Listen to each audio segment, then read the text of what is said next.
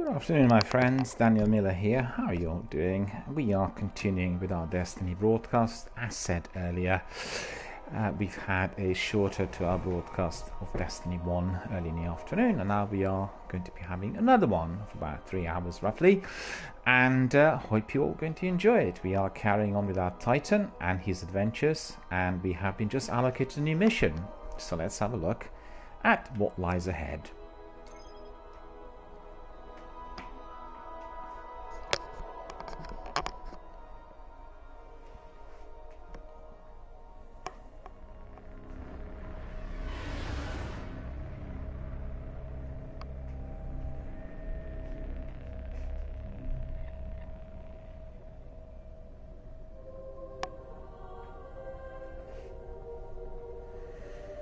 There we are. We can have a look at our quests first of all, because the mission was given to us before we departed, and that is to track scholars with and his crew of wolves along the Ishtar Cliffs on Venus. Complete mission, Wolf's Gambit. So we are going to Venus. And there we are. House of Wolves, Wolf's Gambit, Ishtar Sink on Venus. Without further ado, we are going to stand by and then proceed.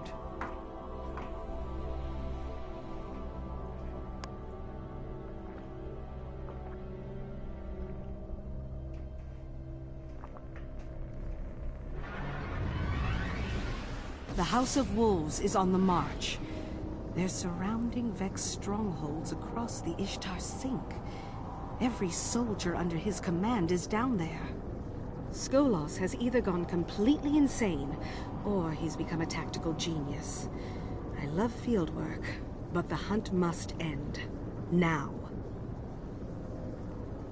And indeed it shall. Skolas will be terminated.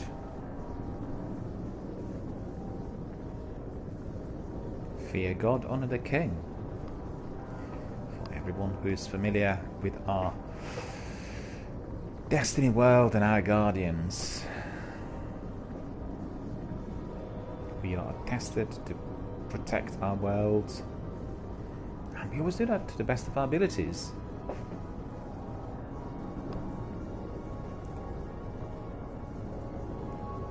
Just written early on, really coming back to Destiny, it feels like coming back to friends and family. All that. When you enter any other forum, particularly if you're entering competitive gaming, like what I've done during the last 2 weeks with Apex, the difference which you feel is then very, very significant.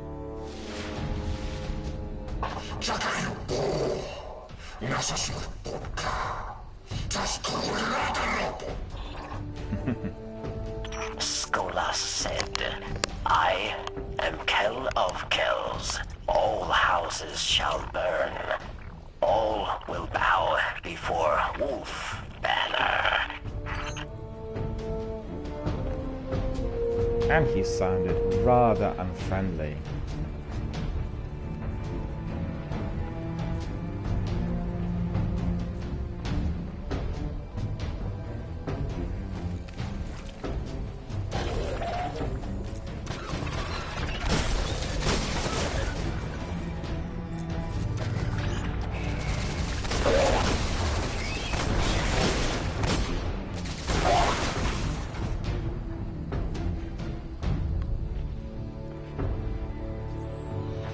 $675 off $750. I'm not doing too badly, have to admit.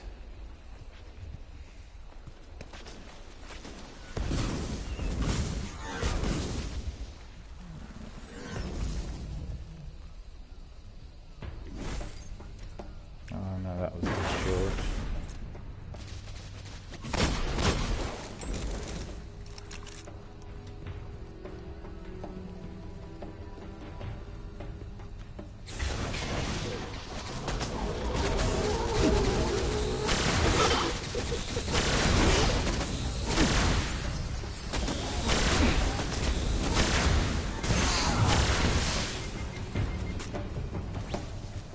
Yeah, so he was destroyed. But in fact, I keep forgetting about those mines in there, which were also placed.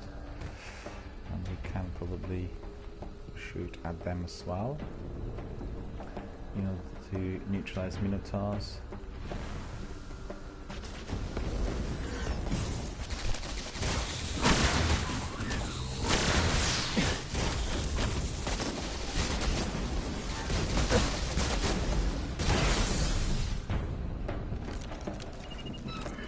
Hold on.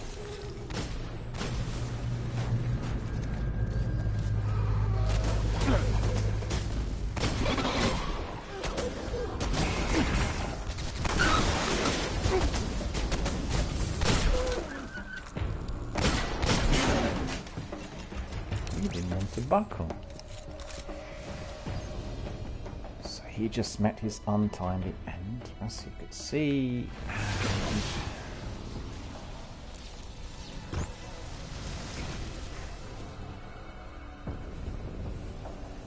Ooh, nearly went the other way.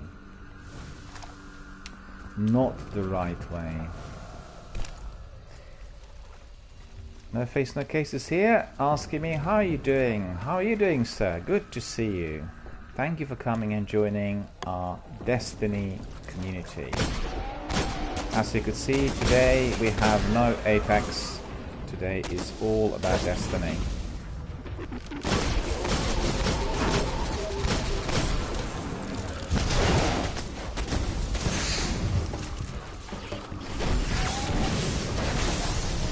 And I can certainly tell you I'm doing very well. Very, very well. I had a good night's sleep and I had a very good day so far. So,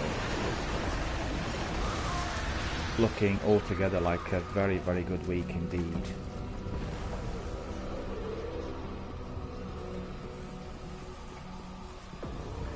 I've not been streaming Destiny for 2 weeks since the Apex was released. And I dedicated all of my time on the channel to Apex Legends.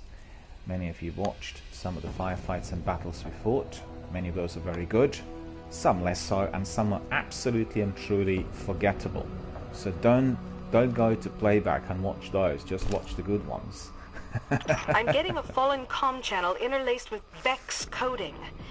Whatever he's doing, I've never seen anything like this before. He's mad.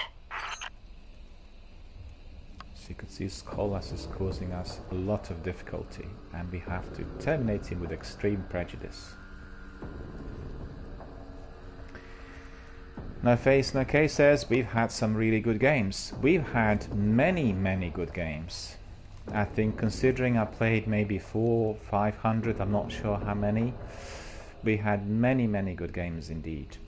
I just made a point about, some which were forgettable, because with the random selection of players sometimes, as you've seen many times, we get people who are interested in doing solo effort in a, tactical team game, and then obviously it's just not particularly pretty to watch, and that's the only thing. The reason I said that is that there were a few people pinging me today asking when you're going to go back, when are you going to be back on Apex, and I said, well, not today. And the best thing to do is just to have a look at some of the playback, I just scroll through it and, have a look at those ones which are exciting. And there were many, many of those good games. In fact, last night we played a few good games, but we were a bit unfortunate, I thought. Didn't you think? We were a bit unfortunate because I think our server was lagging and we were being jumped really early, and our hit registration was not great, I thought. So I know I experimented a bit with it, but I didn't find any difference at all. I think maybe those people who are writing articles were doing the tests on PC rather than PlayStation 4, It's possible. They didn't indicate. And I thought maybe that was the reason. I've no idea. But overall, it felt on various forums there, I've gone through some postings on Reddit, that because the game is Apex, that is, because the game is created in order to provide close quarter battles, they said that the hit registration would always be in favor of the shooter. Well, I'm not sure that this is really the case, because we have been shooters ourselves and frequently we died just of one bullet. So,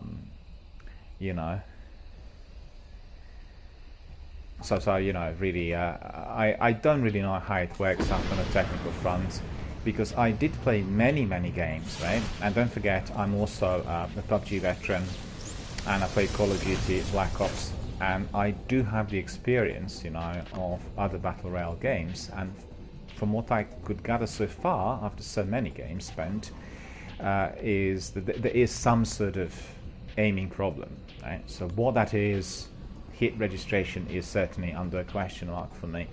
Not just for myself, you know, I'm not a great shooter overall. I'm more in tactical play. I'm more skilled in tactical play, but I'm really kind of pronouncing the concerns which some of my teammates had, people who are really top-notch shooters, you know. So that really, and NoFace says we were unlucky last night. Indeed we were, but you know, we're selecting our drop points. We were sort of trying out different places because we were in a hurry a bit, because my stream was fairly short, and I think that really also caused it, because when you are, you know, pushed for time, then some of those things become a bit more relaxed. And really, at the end of the day, any form of selection of drop points on Apex is fundamental. I mean, fundamentally has to be very carefully considered, because it's critical. You know, the place where you're dropped is defining the nature of the mission which you are going to be running. And I think we've gone a couple of times into those hot zones, therefore we were jumped early. But still, I do stick to my guns about that hit registration. I mean, I have seen you firing quite a few times yesterday, right?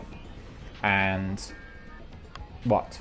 You emptied out the whole magazine from 2 yards, 3 yards, 5, 6 yards at most, into that character, and he's standing.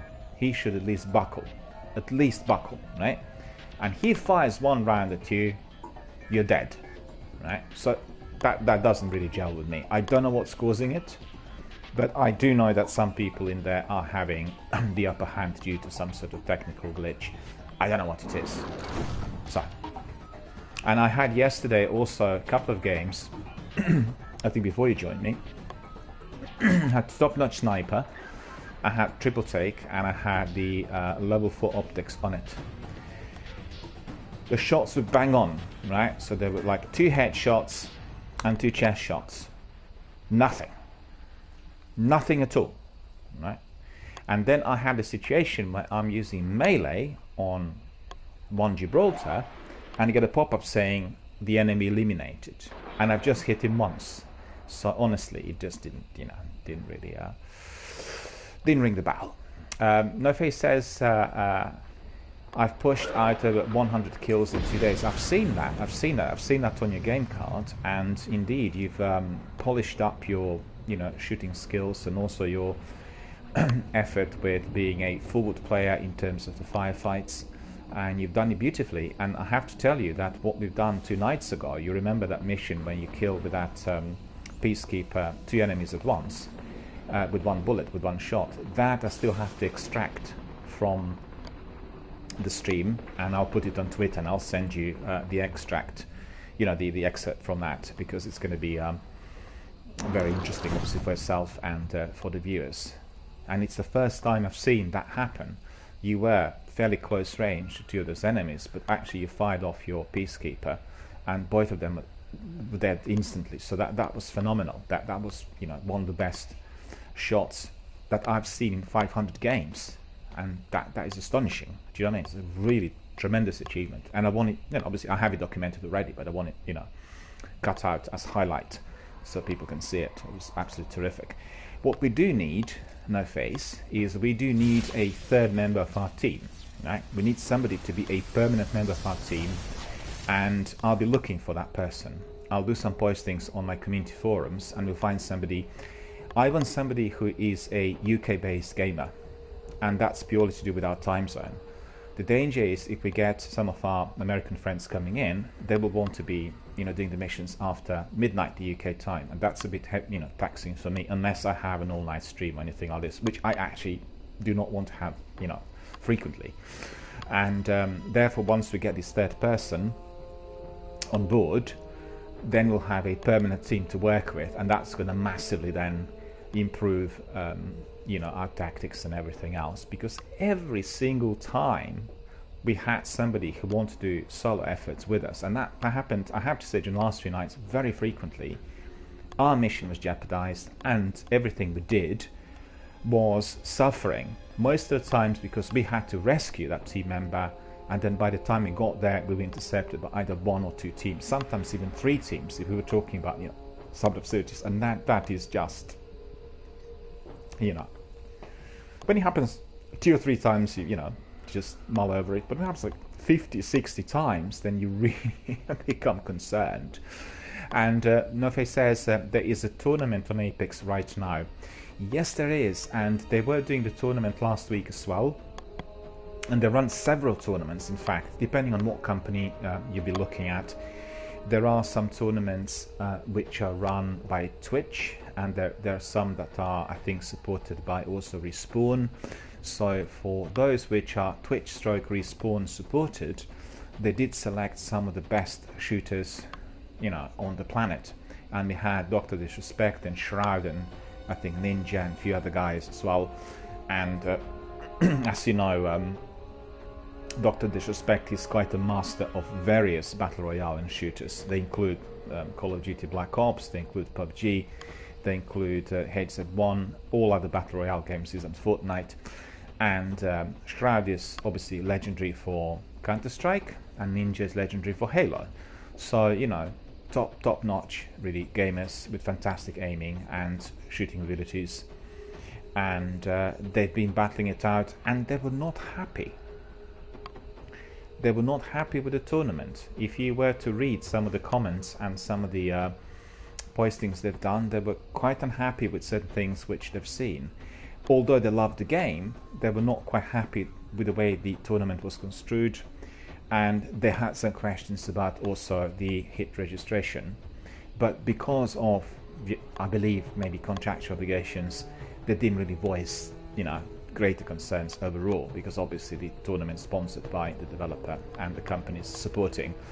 But that's standing game, and you know, if there's a glitch, it will be resolved in due course. I also think that if the servers are overstretched due to the sheer volume, this will kind of even out within the next 4 to 6 weeks, you know. So when we get fewer people coming in at the same time, it's likely that we are going to be also then experiencing less pressure and perhaps better hit ratio. I think this might be one of those hidden reasons. That is just my assumption. I have seen that with other games where the overwhelming numbers were causing technical issues, you know. And what more frustrating can there be than, you know, like in our case, we've had several missions where, for instance, you would be firing solidly and very precisely at the enemy from quite, you know, from close proximity, and the enemy simply would not buckle. I mean, understand they don't die, but at least they should buckle. They should be on their knees, you know. If you got a bang-on headshot, he should be on his knees, and he just isn't. And that triple take is a great sniper. 2 headshots, two chest shots, and I wasn't that far, you know. I think maybe he had a glitch or something, and he wasn't moving as much. Usually they would jump around, so I couldn't get that many shots on one person. Didn't even bend. So, you know, I think that says it all. But the tournaments you mentioned, for all of our community members watching on different platforms, highly entertaining, highly viewable, and I most highly recommend them to everyone, right? And that is to everyone who's interested, because you can watch them on playback, you can get them through Twitch or YouTube, and they're really, really good. You can learn a lot from what these guys do. No Face and me were talking yesterday about the technique, and some of the guys, what they do is this, look, like that, right? Can you see that? And then this, right? They do this all the time, like that, like that. I personally, I can't play like that, because for me that's too disconcerting. Also, it's causing me seizures, you know.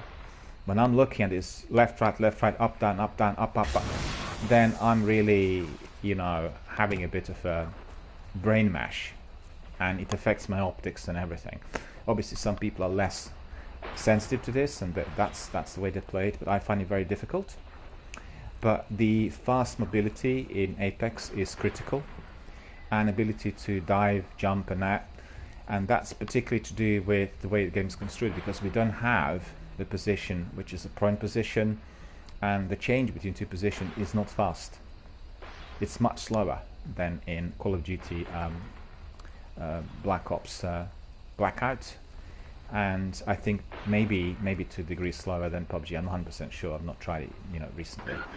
So there are some concerns about this, but you know, people build different techniques and different styles. In my opinion, if anybody asked me, the very best Apex I've seen so far, the teams, were those teams that were coming in from Battlefield and from the Division. There were teams of 3, very experienced and indeed very well rehearsed, and they did everything stealthily, tactically, with usually 1 or 2 players playing very aggressively when there was a need. And you know, the flanking was perfect, the cover fire was perfect, the suppressed fire was perfect, the fighting was perfect. So all of that was very, very formidable. In addition to that, they had excellent comms. So forget about pings. You know, pings are cosmetics. They're useful, but frequently they do not come out as you would intend them to be. You have got to have, it's imperative you have your audio comms on. Anyway, this was a bit of a Apex review, as our friend No Face came in, and No Face is my co-op team member on Apex Legends, and it's very good to see that our two communities are merging. I've seen quite a few of our Destiny veterans joining Apex community and saying, and you know, voicing how grateful they were and how excited they were about the game, how grateful they were to Respawn for creating it. So it's been very, very good 2 weeks indeed. A bit relentless, I have to admit, by the time you get that as well. You know, it's very good to have a relentless week or 2 on a brand new Battle Royale shooter game. Just tells you there's a lot of excitement coming from everyone. But just coming back, if No Face is listening, I've done some research. You know that people coming in on the community and they were asking, why is it that we are not leveling up with so many kills? Well, I worked out that the kills are 3 or 4 times less valuable, or you know, ranked, compared to the minutes spent in the survival zone. Minutes spent in survival zone, according to the stats, will give you minimum of 150 points per minute, and as you're progressing forward, I think they increase that as well. Kills are getting only 50. So think about it. On average, surviving 15 to 17 minutes, right? 19 minutes. So that is more than 3,000 experience points automatically. Whilst let's say 7 kills will give 350 points. 350, 3,000. Tenfold difference, right? And that's again the way they construe the game. Although a lot of people didn't realize this. You will get 500 experience points if you neutralize the kill leader. But that's just one person among 60. And it's a pure chance you're eliminating, you know? But otherwise it's very low level with kills, because it's sort of pushing people to be tactical, to be strategizing. And you've seen so many times we get like down to 10 teams within the first 2 minutes. Well, I'm not surprised, because all of them are just dropping into that hot zone. Well, for anyone listening and watching, we are talking about Apex Legends, this beautiful brand new Battle Royale game which has taken the entire world by storm, and I recommend everyone to have a dip. It's free of charge. You just simply download it to your console or your PC and have a look. You will have a lot of fun, I guarantee you. Even if you're not achieving some phenomenal scores, the excitement, the graphics, and you know, the aura of the game is just second to none. So definitely join us sometime.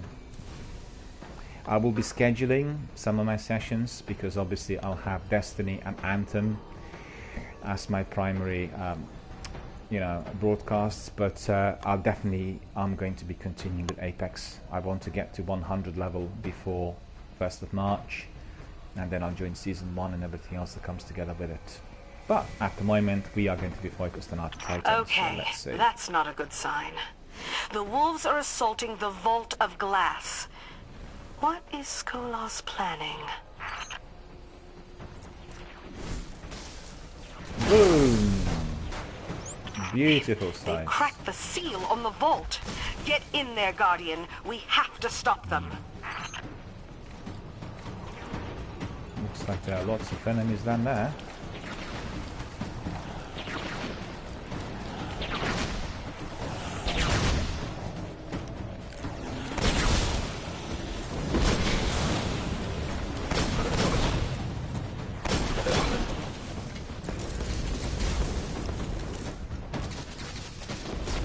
whether I can kill that Minotaur with the use of my boofer.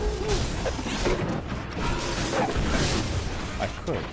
Well, that's very good. So I have to remember that for all the other ones coming in. Alright. So where do we need to go?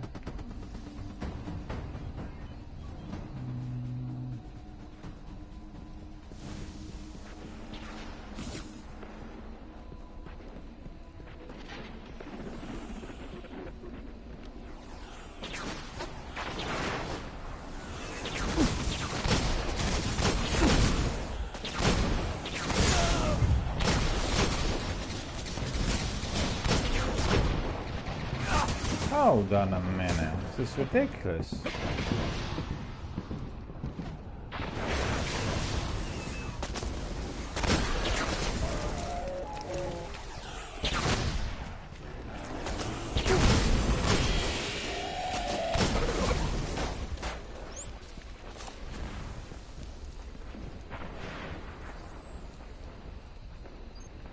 No?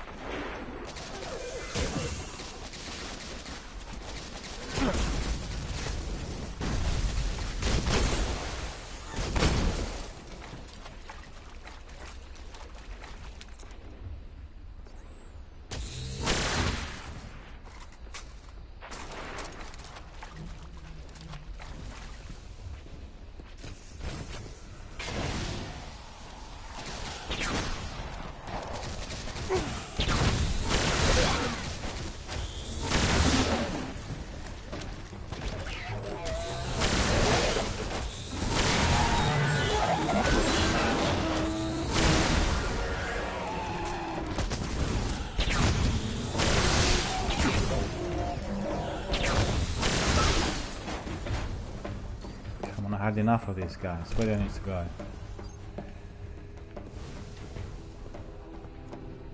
Up here, by the looks of it.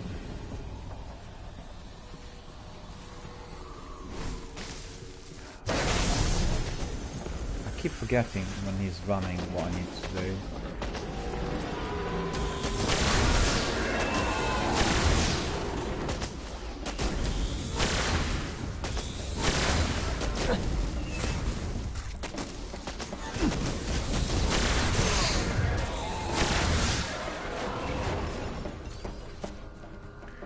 These guys are just a complete and total menace. And look at this. This is a double strike in there.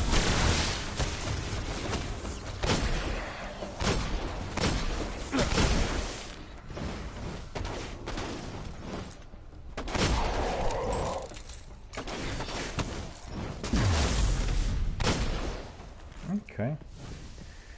Well, I have to admit that with my Titan I seem to be racing through everything, and the reason's simple. You know, I got legendary kit and level 40 from the word go, from about second or third story mission, and that's making it very easy. So it really reminds me of the times when I went in with my Warlock and I was grossly underpowered with poor quality weapons.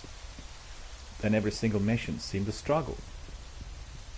So just remember, powering up is fundamental, but then again, don't forget, if you are playing on your first character, you have no choice but to grind. If you're playing on your third character, you can use everything that's in your vault, so it makes it a lot more enjoyable and to a degree, you know, a lot more easy compared to your first round. And that was the idea as well. You know, every time you play on a different character, your excuse me, your actual experience of gameplay is significantly different. I could almost say that I played 3 different games by doing it on Warlock, Hunter, Titan, and that's definitely very, very complimentary to Bungie, the game developer.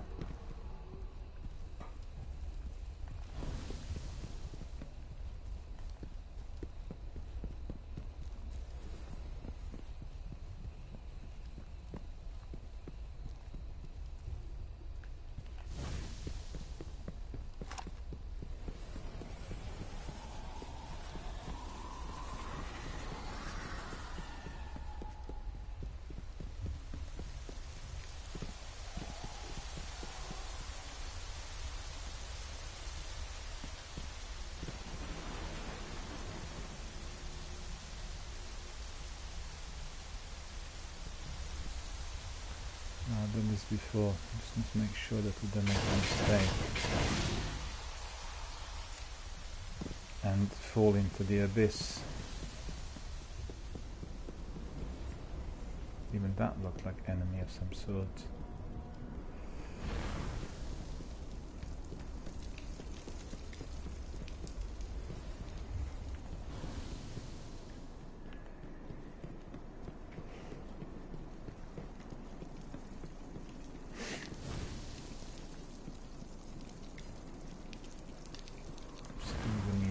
Further down by the looks of it.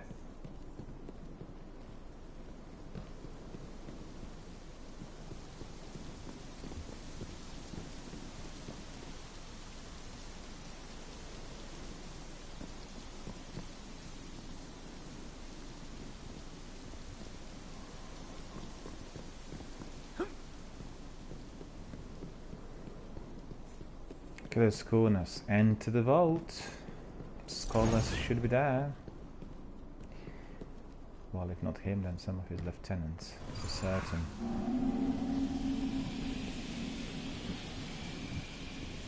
Who likes those Skolos big has gone crazy lieutenants? is the good version here. I've seen reports from Prince Aldrin's crows. Reports about the technology of the vault. Really, just awful stuff. Remember that. Barely made it now. I keep forgetting how to jump with Titan.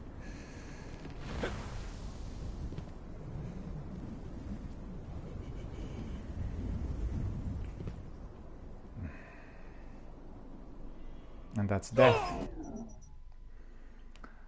That's death because I bounced.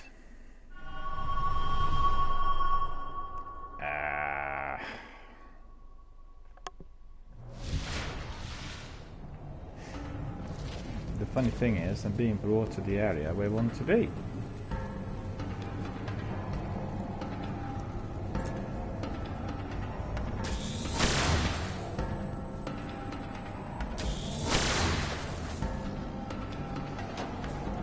Still not bad.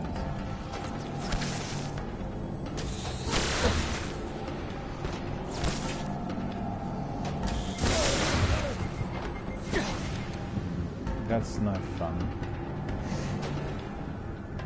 Alright. See where that sniper is.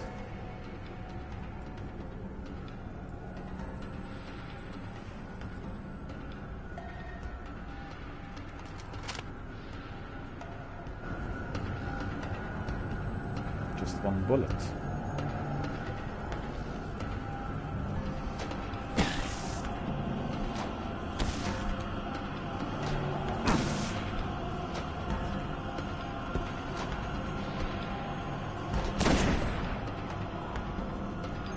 Guess what? I need another bullet.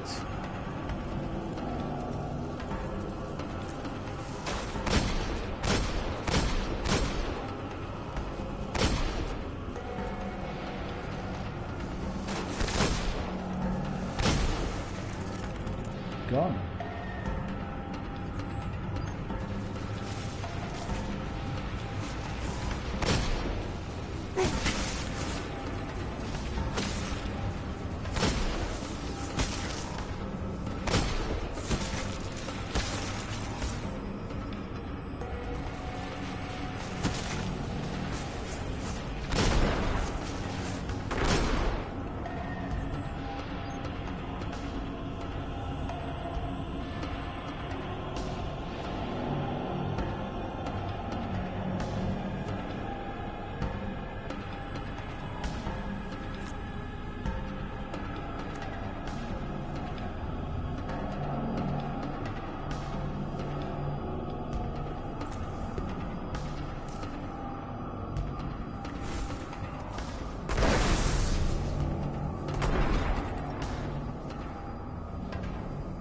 Where is the last one? It's the third one in there as well.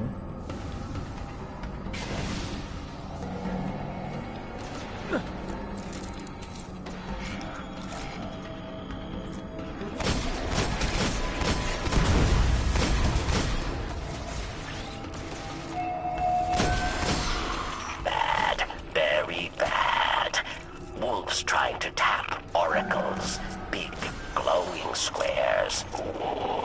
Guardian, destroy the oracles. Destroy them fast. Oracle has appeared.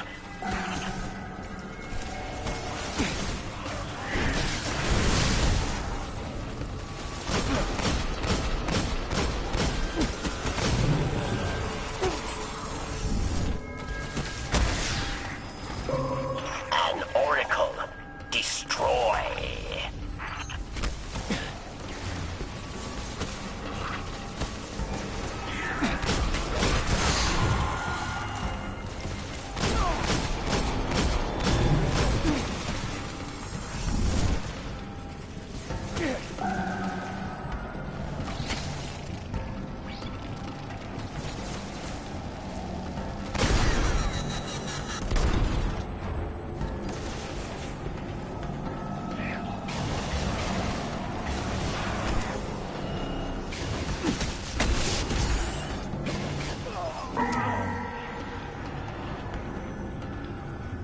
Didn't manage to get to the last oracle. Well, I'll remember them now, so that's alright. They're still there.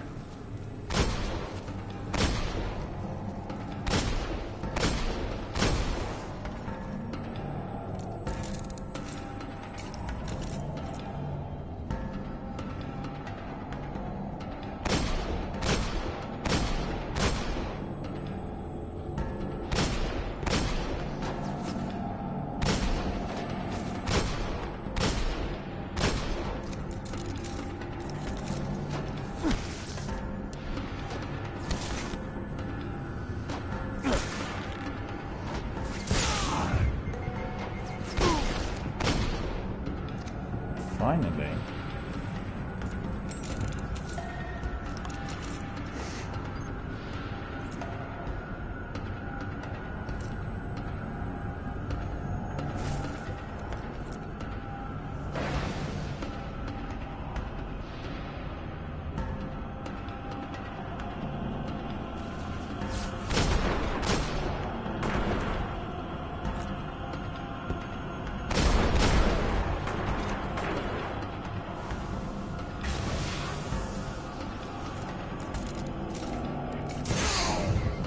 Why was that?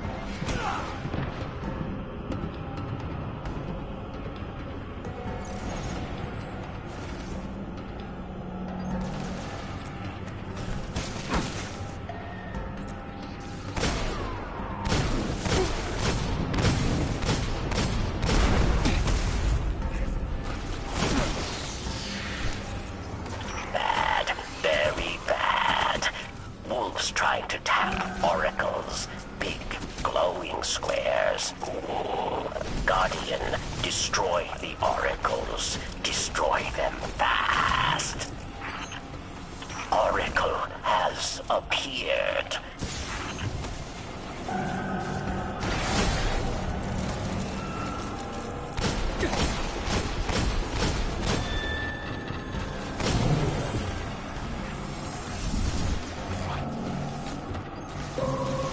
An oracle. Destroy.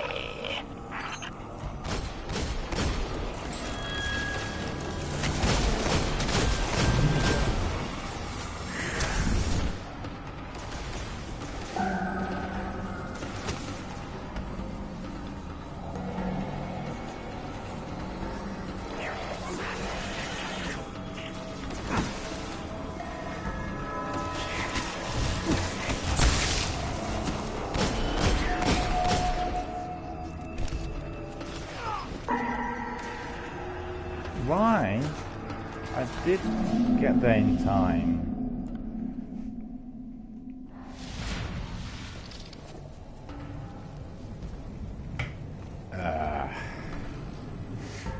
Doesn't look like I have a lot of ammunition either.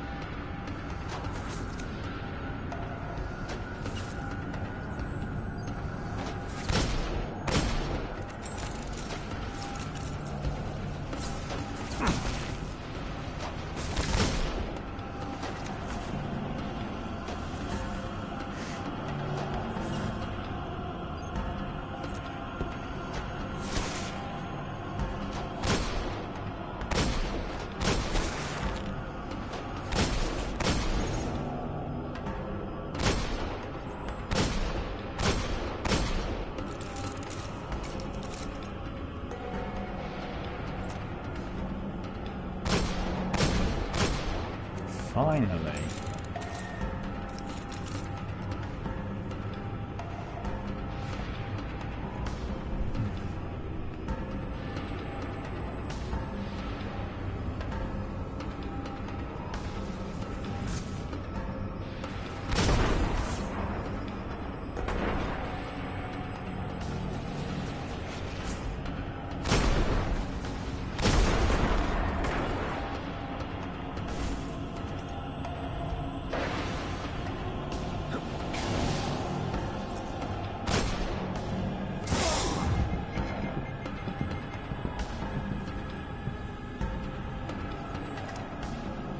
I do need more ammunition, don't I?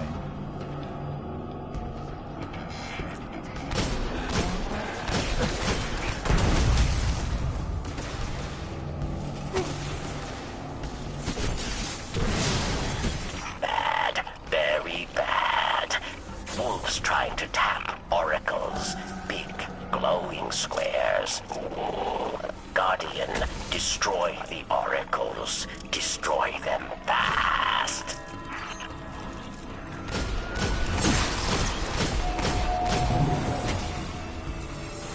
Oracle has appeared.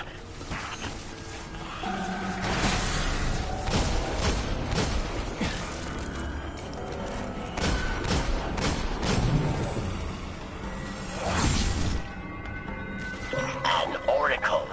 Destroy.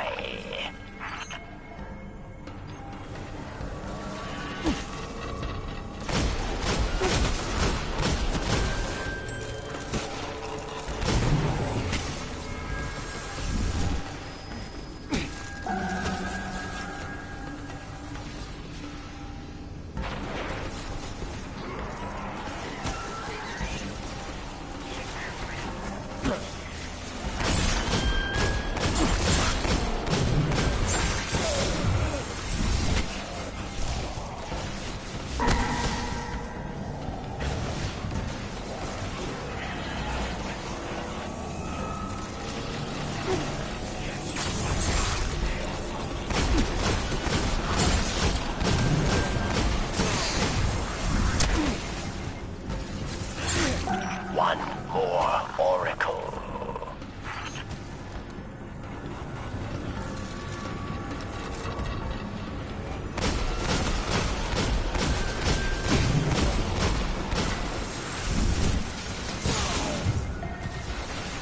Ferrex, good work. Guardian, even better. Clear out the rest of those wolves and we'll talk.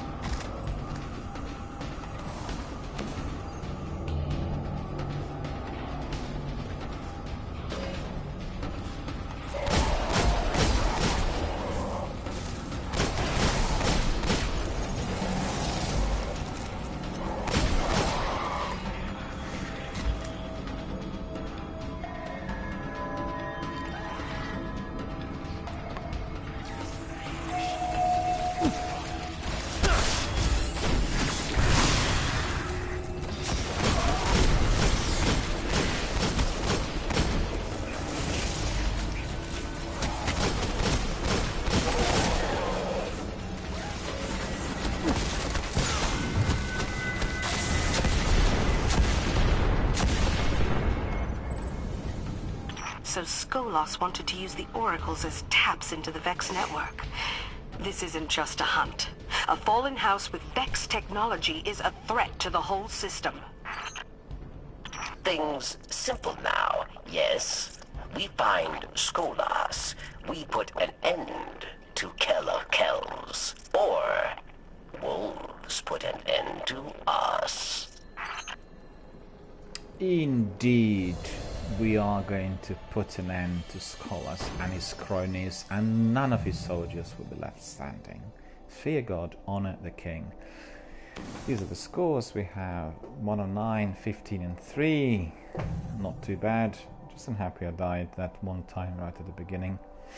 Could have been avoided. One was, so that's the reason as to why I went down so early.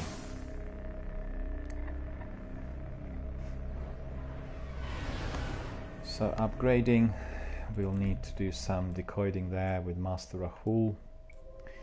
So you could see we picked up some engrams, so that's all very good, but perhaps it is going to be our Master Eyes rather than any other.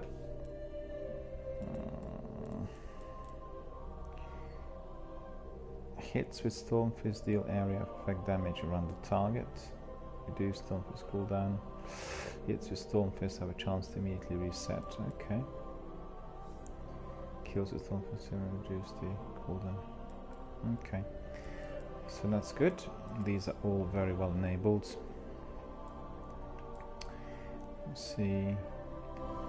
The rest is just simply decoding. So we are going to go back off to the reef and we'll talk to Petra as instructed, so stand by please.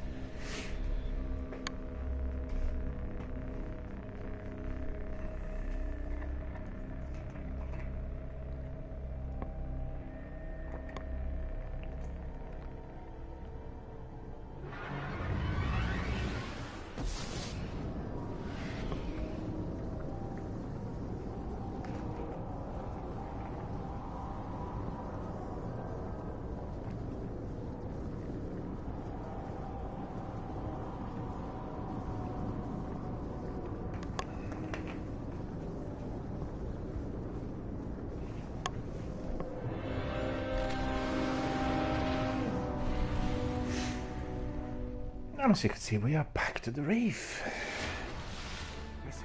Our friends are in there as well.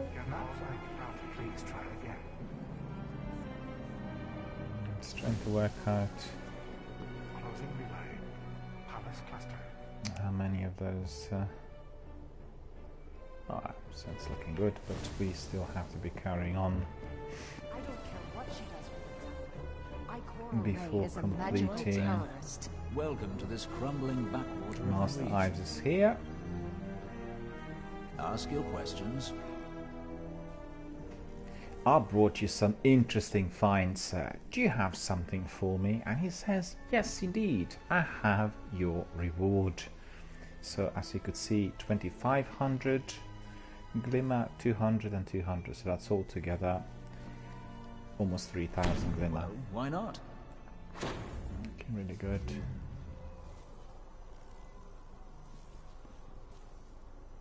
So this needs to be decoded. Where you point that. All sorts of goodies, some helmets, some chest armor. In the first place. But none of those appear to be Back out there, very Guardian. mighty. We'll have a look. 385, 394. So no. 385, 385. No. We need to discharge those. 385, 391. No. These ones may need to go to the vault.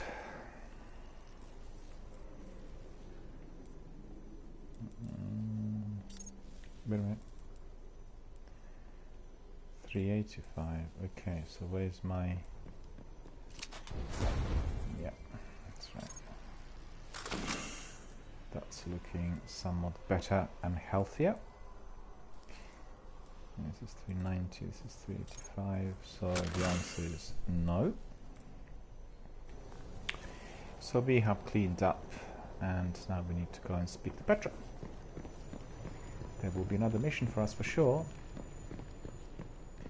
All of this is a part of Hasselhoff. We have to stop. We have that wolf on the run, Guardian. This is the most fun I've had in years. The final hunt grows near, but my Queen Fear's Colors has grown desperate. The final hunt grows near, but my Queen Fear's Skolas has grown desperate. So it seems like we have another mission. Again, it's part of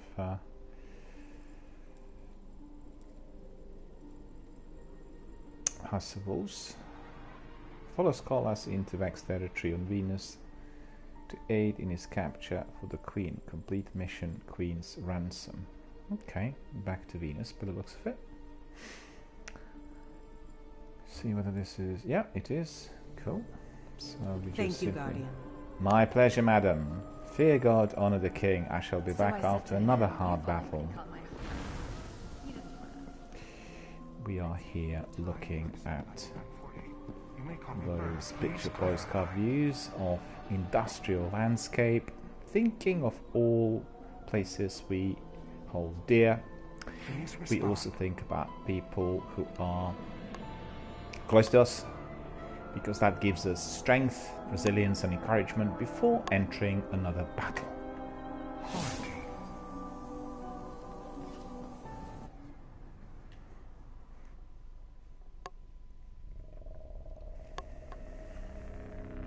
We are ready to engage with another battle on Venus yet again. There we are, there we are.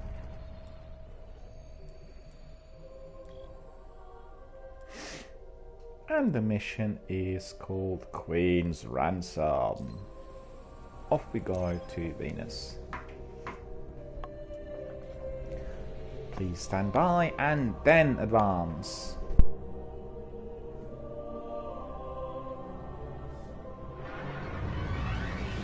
Guardian, new orders from the Queen. She wants Skolas captured alive. I live to serve, of course. Just makes this a little harder, that's all.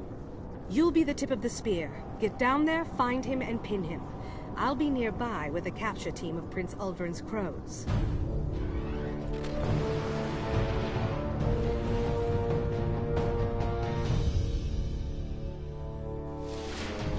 The team and I just sat down in a canyon a few kilometers from the Citadel. When you find him, we'll be ready.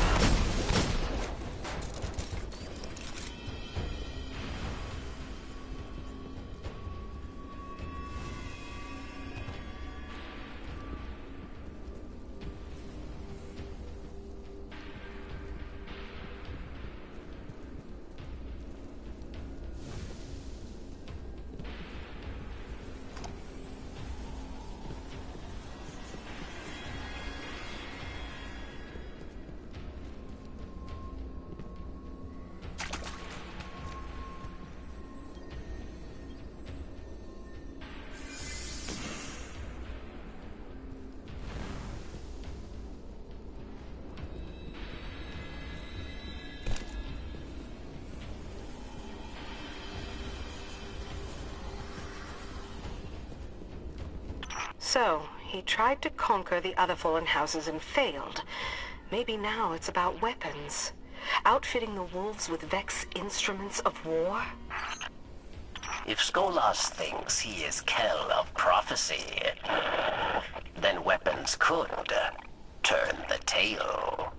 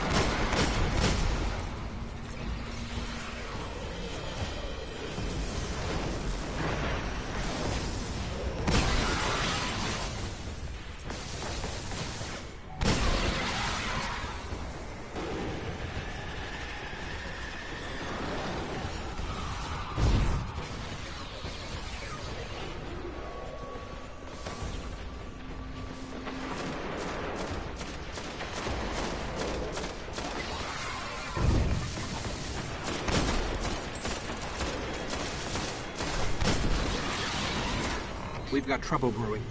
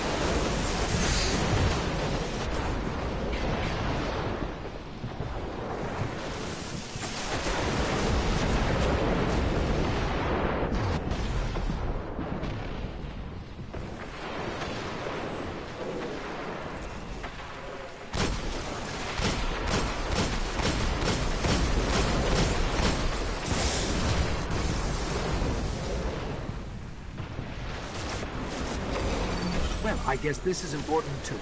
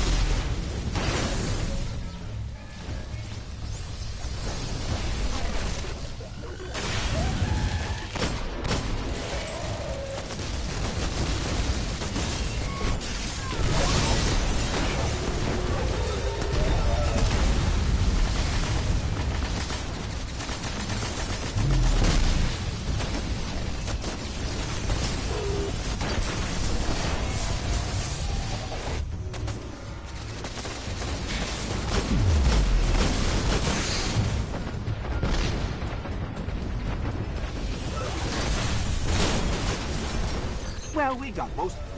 Good work.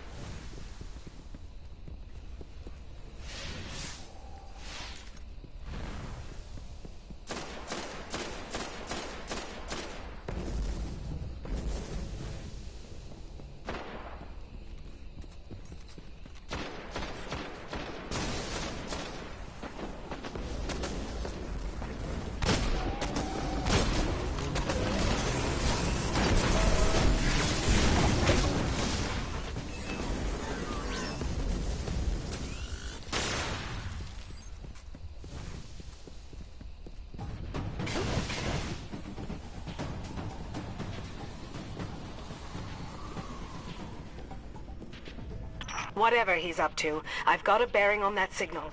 It's way up there, top of the tower. Better start climbing, Guardian.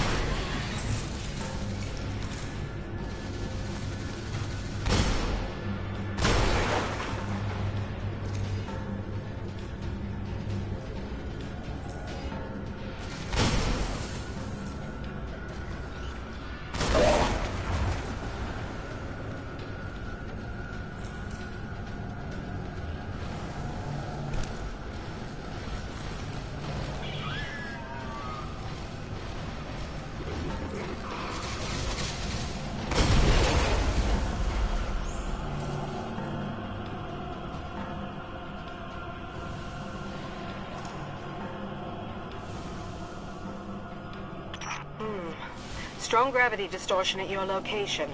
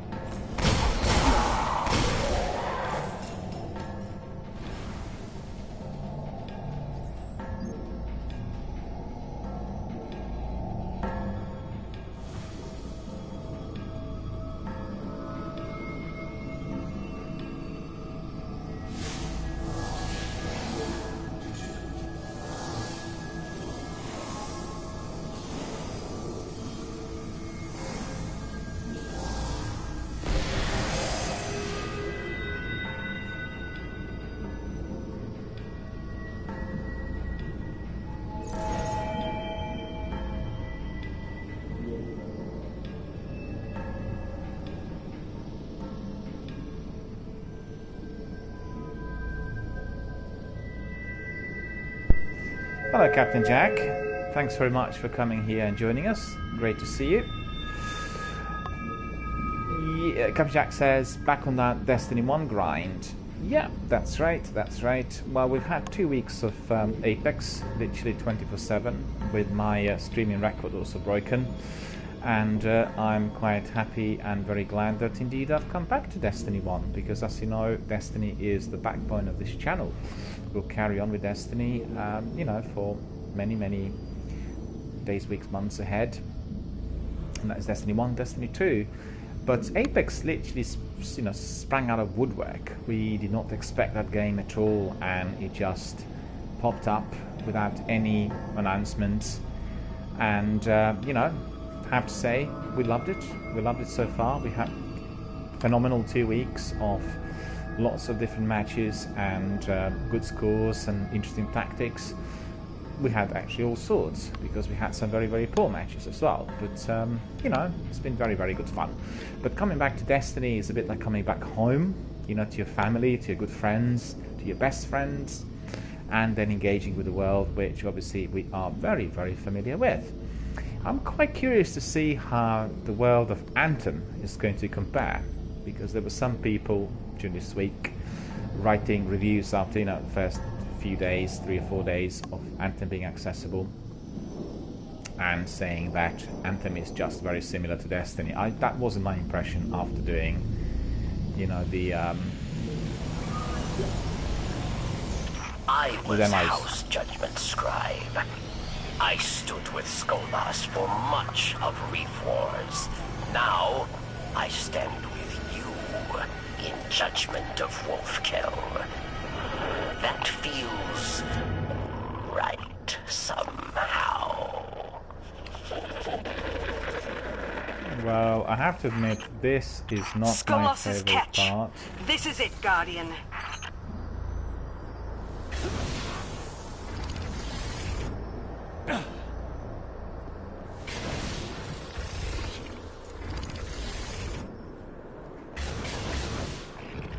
Boo boo boo boo.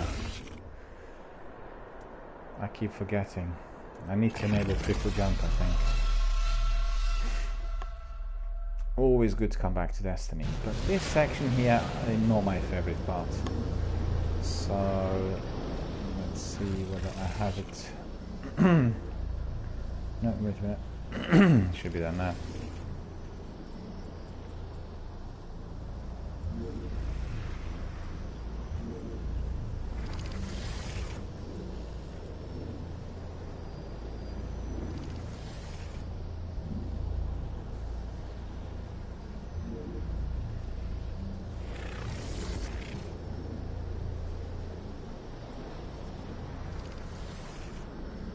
Captain Jack says he remembers doing this mission with me. Indeed, sir, I remember it too. I think it was on Warlock. Yeah, it's all about timing. But the jump, you know, the jump that my Titan has is not ideal, you know, look at it.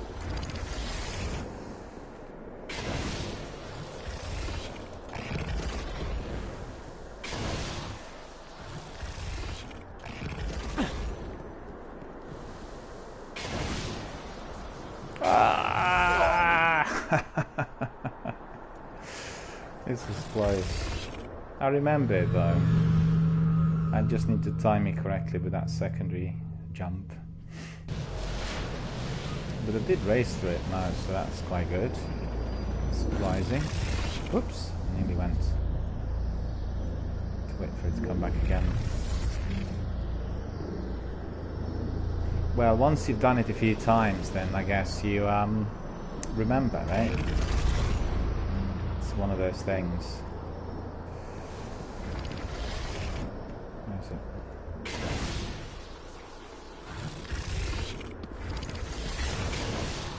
Okay.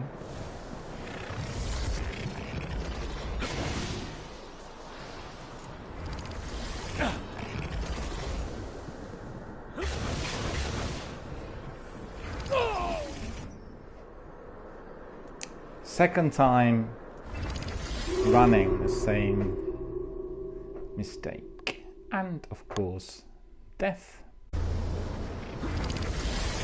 Ooh, too early, my friends. I forgot about that. Too early. Let's see whether I'm successful in one of those other attempts.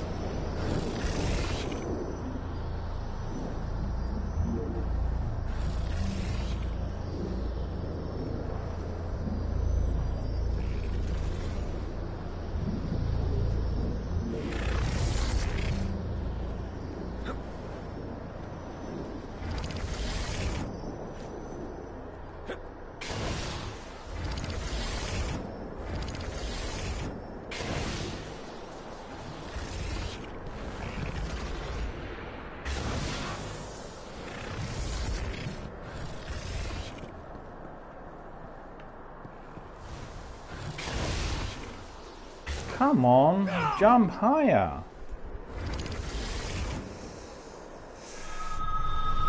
Captain Jack's asking, are you running shoulder charge? Let me just have a look while I'm running. Lift, increased height, increased control, catapult, lightning grenade, fist of havoc, death from above, shockwave, storm fist, overload, discharge.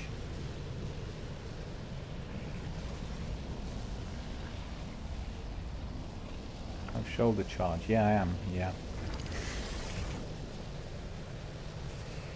Indeed I am. Yeah, maybe I need to disable it, hey? Is that the wrong thing to do?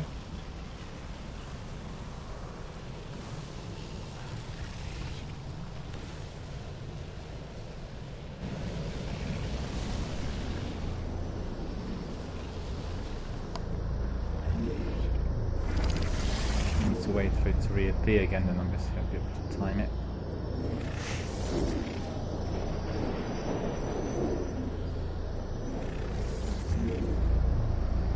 Yeah, shoulder charge is sort of accelerated running and sprinting, isn't it? So that's quite good.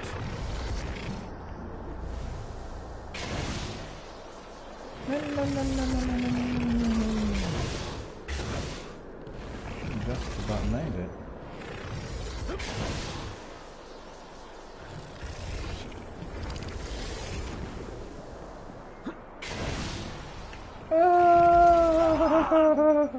The last jump is not doing.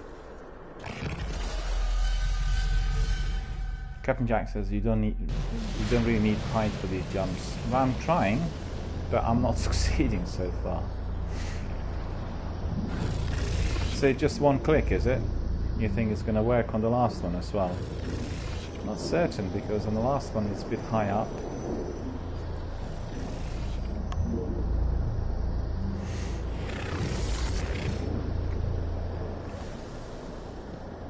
That worked. Okay, that worked. We did need height in here because going down below.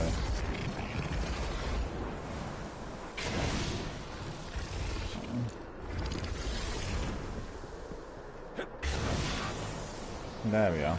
Okay, got that. Got it. The Vex tech here matches a signature from the Vault of Glass. These machines fade in and out of our timeline. Watch your step. Oh, yes, more jumping. Wretched jumping. I don't like jumping.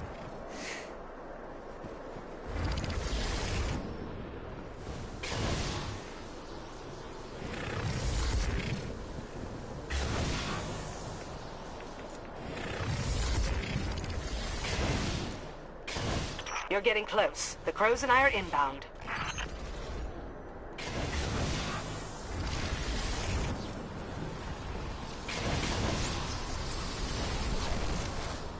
And why did I have to fall through? What? Guardian, there are dozens. Why did I have to fall through?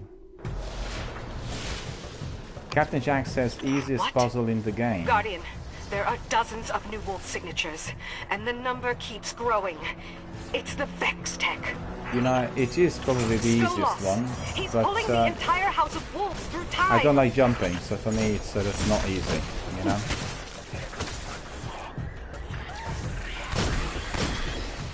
What can I say? I'm not really a great fan of jumping.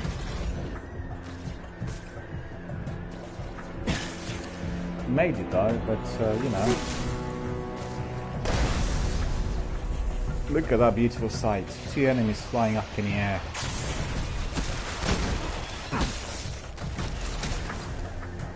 Look at that.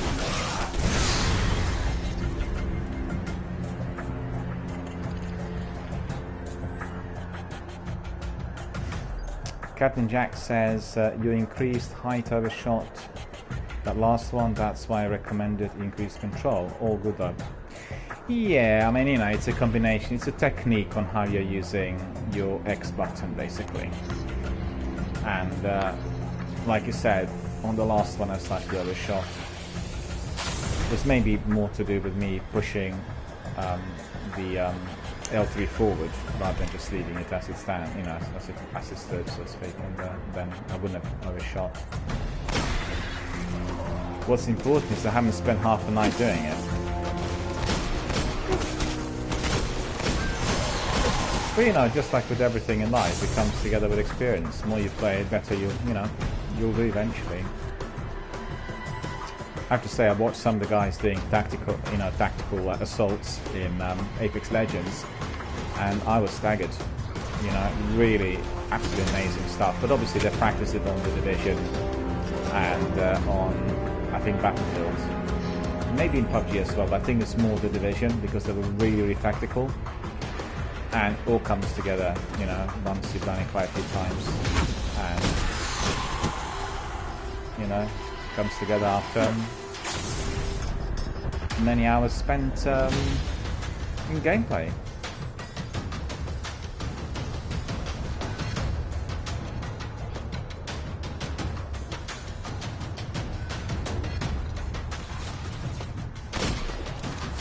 Oh, look at him.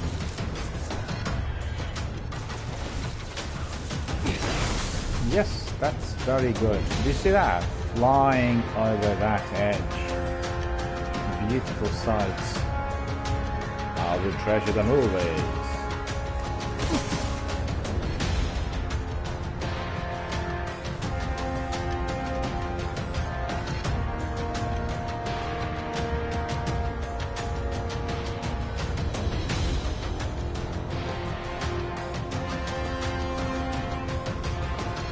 Final enemy is there. Probably have to use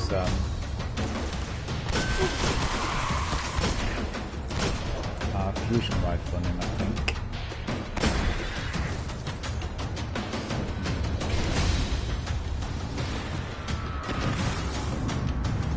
Certainly what I think.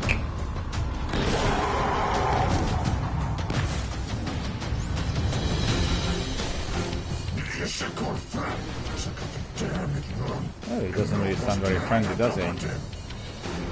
He just said, I stole the gift of freedom, secrets of time and space. Oh, he's that. House of Wolves will stand forever.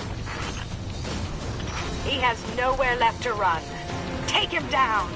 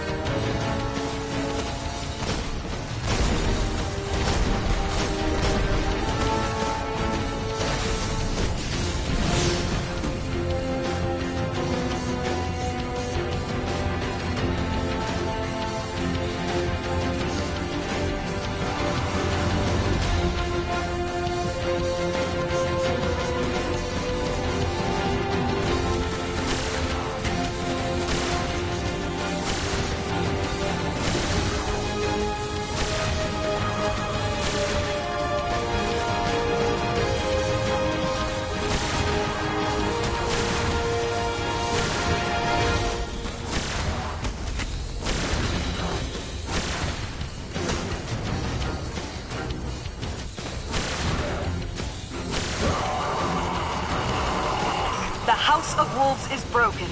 Stand by for a transmission. This is Morasov, Queen of the Awoken. Guardian, when you first came in search of the Black Garden, I thought of you as just another mote of light, too far from its traveler. I see now that I was wrong. Accept my thanks, and the promise of a fitting reward. Petra, bring Skolas to me. Capture confirmed. I almost feel sorry for Skolas here. Conversations with the Queen can be harsh. Anyway, I'll meet you back at the reef with your reward. As you could see, my friends, I defeated Skolas with ease. Probably easier today than at any other time before when I was playing Hunter and Warlock. The reason is very simple. I had that very, very mighty fusion rifle, which was attacking from very wide distance, precisely from cover. And Captain Jack says, we do never get that reward. Do we not? Do we not? So it was originally intended in the game, but actually we didn't get it, and we do not have cutscene either, if I recall correctly, at the end of this. So it's a bit disappointing, isn't it?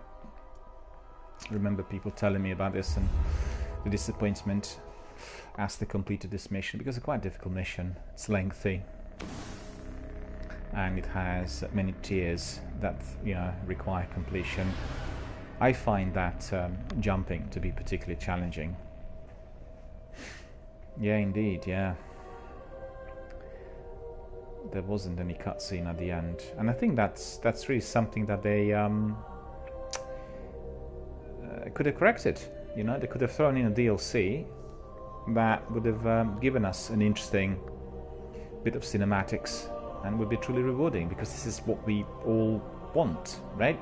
At the end of every section we want a big cutscene with some explanations, some activities, some chats, some nice visuals.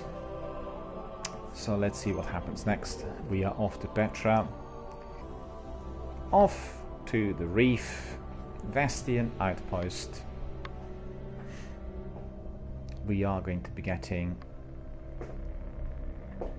a proper debrief, and then possibly we are going to be given another mission. But let's see whether or not. Otherwise we are proceeding with another DLC, The Taken King, that is.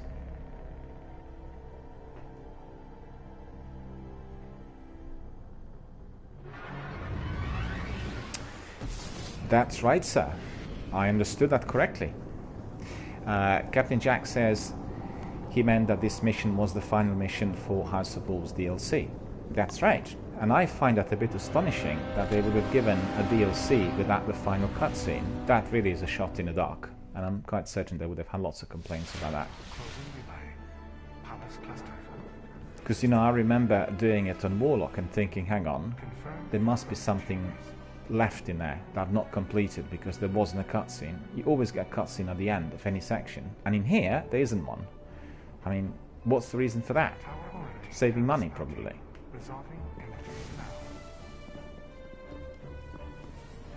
We're in your debt. There we are. We are back. A glorious hunt. Petra. Almost ashamed to see it end. Thank you, Guardian. The Kell is in chains, and I can't wait to get back in the field. The Queen and her Woken are in your debt. Getting a weapon in there, Vestian Dynasty sidearm, but guess what? Thank you, Guardian. The Kell is in chains, and I can't wait to get back in the field. The Queen and her Awoken are in your debt. Yeah, but already do have a weapon, which is a lot mightier, as you've seen.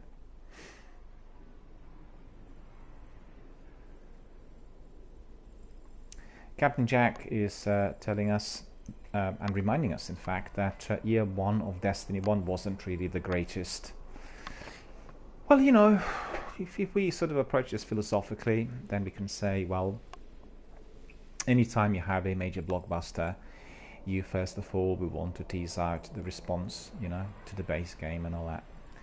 And then you will have the freedom of throwing in DLC and changing the entire narrative if you wanted it. And I think this is what some people do. I think it was skillfully handled by Bungie throughout.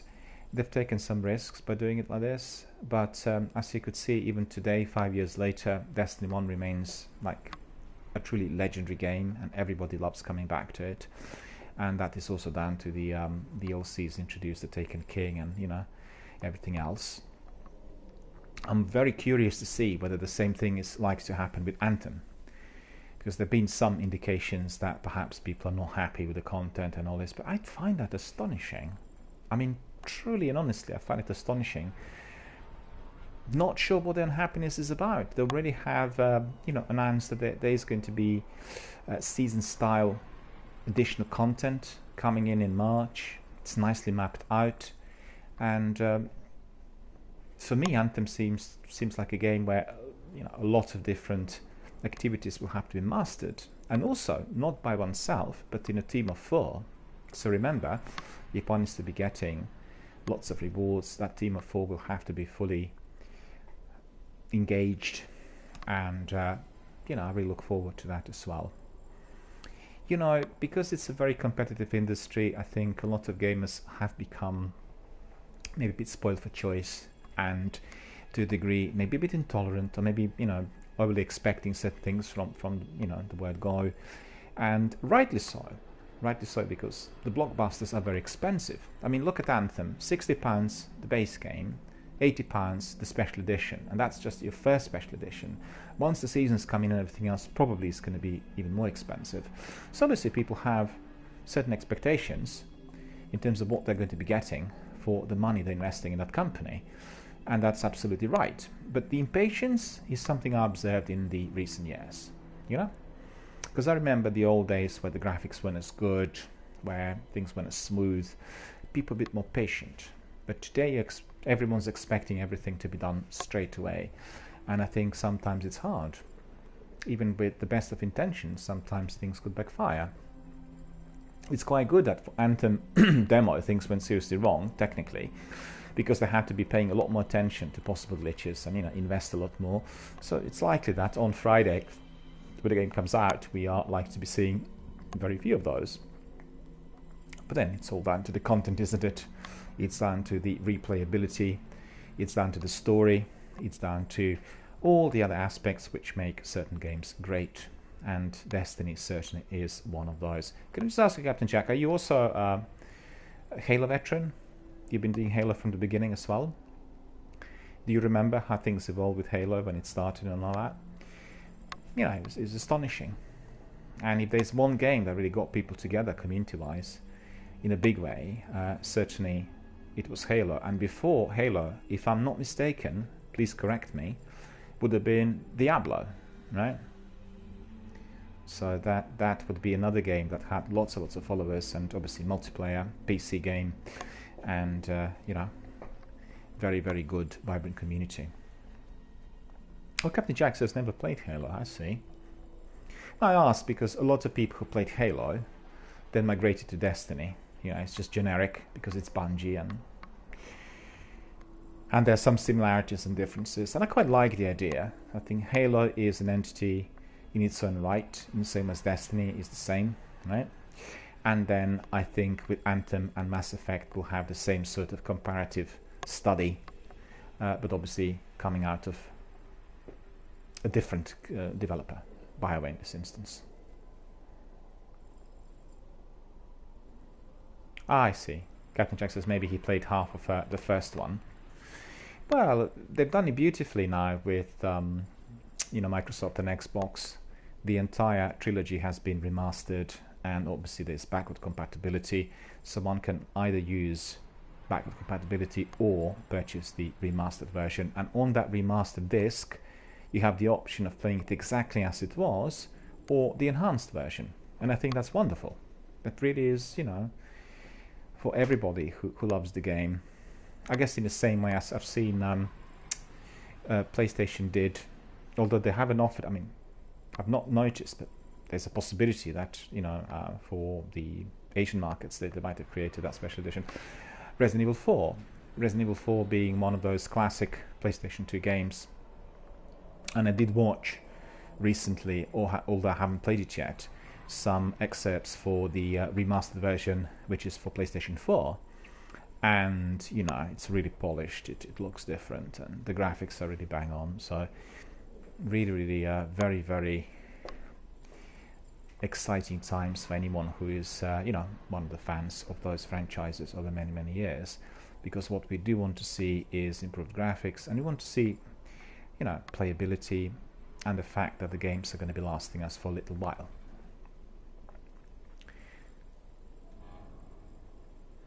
Captain Jack says, yeah, I played half the remastered version. I was quite young when it came out in 01.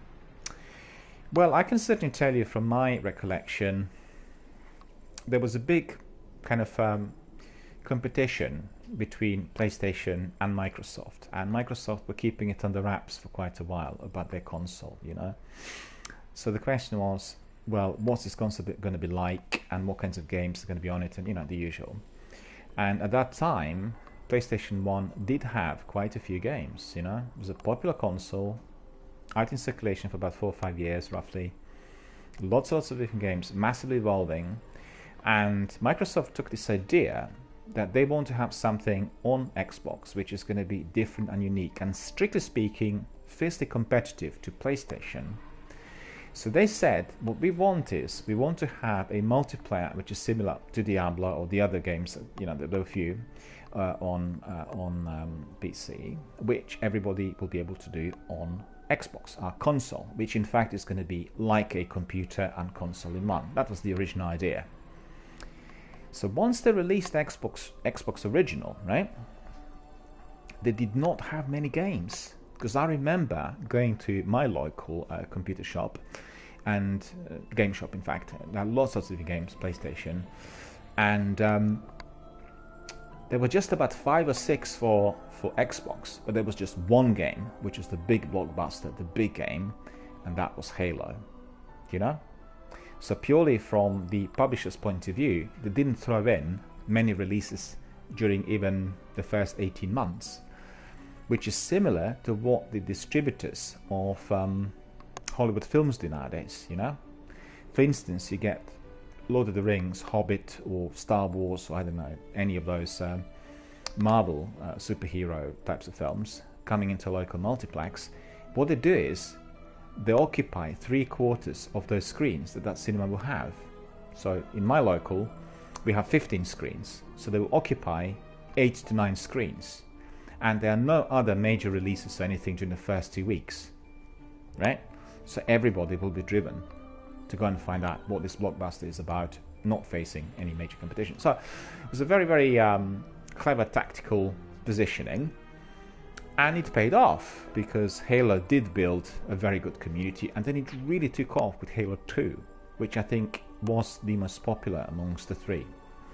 And the community is still there, you know? So they felt perhaps that after, what was it, 10 years or so? 15, 1-5. 1-5. 50 would be... that probably would have been the biggest on the planet. Maybe in China they have 50 screens, but, you know. 15, 1-5 screens. One of those is also an IMAX screen. The rest are very, very good large kind of cinemas, large screen cinemas. Well, you never know, you know, in Shanghai or somewhere in Beijing, they might have really taking place in China, and, you know, it's possible.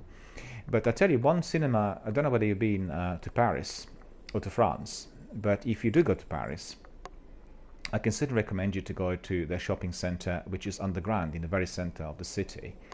And when you come in there, the entire shopping city is like built underground, and it's phenomenal, you know. And they have a street which is like an underground street called Rue de Cinema, right? And Rue de Cinema would be like your cinema street. So there's several shops in there with cinema books and memorabilia and posters, and they're not really, you know, your academic books, but they're obviously for tourists and for everyone. But then at the end of that street, you have this massive big cinema, which is also underground. I don't know how many screens they have, but it is enormous. When you see it, it just looks palatial, you know. And then obviously the cinemas are down there. They also rebuilt the Cinematheque. They have a special facility now, which is well, not really as central as the old one was, and they have a few screens. One of the screens is fairly big, and it's a purpose-built building, very modern. It's not really for my liking, in an area of Paris called Bercy, you know. And it's very impressive because Bercy has this massive big sports hall, which is also used for concerts, and then next to it there's a park, and in that park there is this new French Cinematheque. And you know, multiplexes have completely taken over in Britain. There are still some smaller cinemas in London and in some coastal towns, and many of them have joined another chain which is called Picture House Cinemas in order to survive, which is a chain for independent film distribution. But actually it's very, very hard for them to survive because cinema in Britain is very expensive, I think, compared to the US prices. On average, if you go to cinema, you'll pay about £15. That's £15, and that is considered to be very steep. If you go there, you have something to drink and eat, etc., it'll come to about £50 immediately, or, you know, £40 minimum. And therefore, people don't go to cinema that frequently. If they do, they go for the blockbusters, and it's very, very hard for films which are not, you know, produced with a major marketing budget to attract audiences. In my cinema, which has 15 screens, I frequently go and watch films which are, you know, they're not really mainstream films, independent flicks, US, European, British, whatever. And I'd have to tell you, there have been quite a few films in there where I was the only person, sat in the audience. And they did include some films which were very highly ranked, like Dallas Buyers Club, with Matthew McConaughey, a terrific film, and obviously, won Oscars and everything. And I was the only person in the cinema watching it,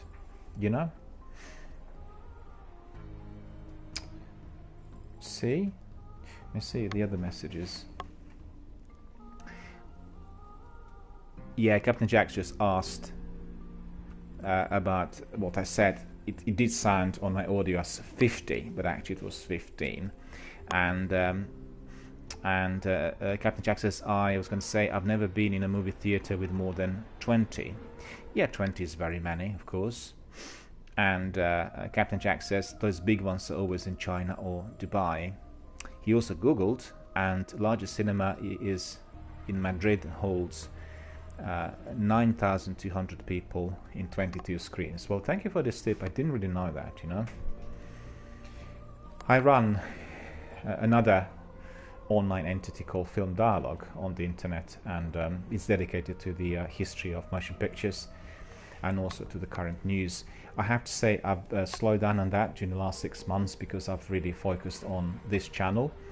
And the idea as to why I started the channel was just to see what degree of interactivity I could get. Because for film, I also want to be having a very similar channel, which has podcasts and many other interactive forums for people to come in. I have lots of people following Film Dialogue, and many people who are at the very top of the industry use it for the news. I'm a bit concerned that perhaps they might have become a bit lukewarm now, as I wasn't really posting everything every day. And as you know, it is a very complex and competitive game with online entities, because if you are not there all the time, which is what people are expecting, you're likely to be losing interest. And we are talking about entities that have very many subscribers and viewers. So I've just looked at the news yesterday, and they said there were lots of people who followed one of the top streamers on Twitch, Ninja, the Taylor Blevins. He was originally one of the competitive Halo players, and this is how he became well known about 10 years ago, I think even more. And more than 10 years, but 12, 13 years ago. And there was obviously some news in there that he was losing a lot of subscribers because he wasn't there every day anymore. Obviously he has other commitments which are pushing him to the mainstream in terms of various things that he does. And that's understandable, because obviously doing streams was a stepping stone in his career. But still, I thought that the degree of intolerance on display from some of the people was a bit over the top, because you can't expect somebody to be on your computer screen 24/7. And if you have other commitments, then indeed you will be carrying out those as well. But then you will want to have fewer streams with a higher quality content, right? And that's really what counts at the end of the day. It's all about the quality content.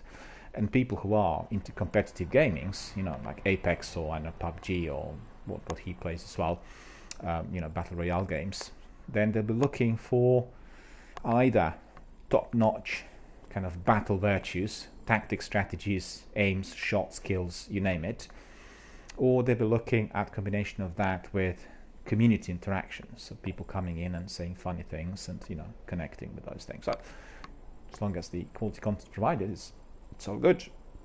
Captain Jack says, I don't really go to see too many movies in theatres, but I'm pretty interested in going to see Alita. Yeah, it's been well advertised, has a lot of money spent on marketing budget, so it's looking good. But I have to tell you, I did watch now for probably 5 or 6 years, not inclusive of the last 6 months, because this project has overtaken completely all of my other enterprise activities. But I did watch quite a few Marvel superhero films, and they are really a mixed bag. There were some like Doctor Strange and Black Panther, which I thought were outstanding. One of the Avengers was also outstanding. Original Thor, I thought, was incredible, directed by Kenneth Branagh. let me think, there was another one. There was a selection which were incredible, and the reason for that was simple. These were your superhero films which were just using the superhero stamp in order to draw audiences. Otherwise, on the inside, they were quite political, quite engaging films on a completely different level. On the other hand, there were other films from, you know, the same studio, and I didn't really rate them very highly, and because obviously of such commercial interest, very many people were drawn to them. Obviously, very, very good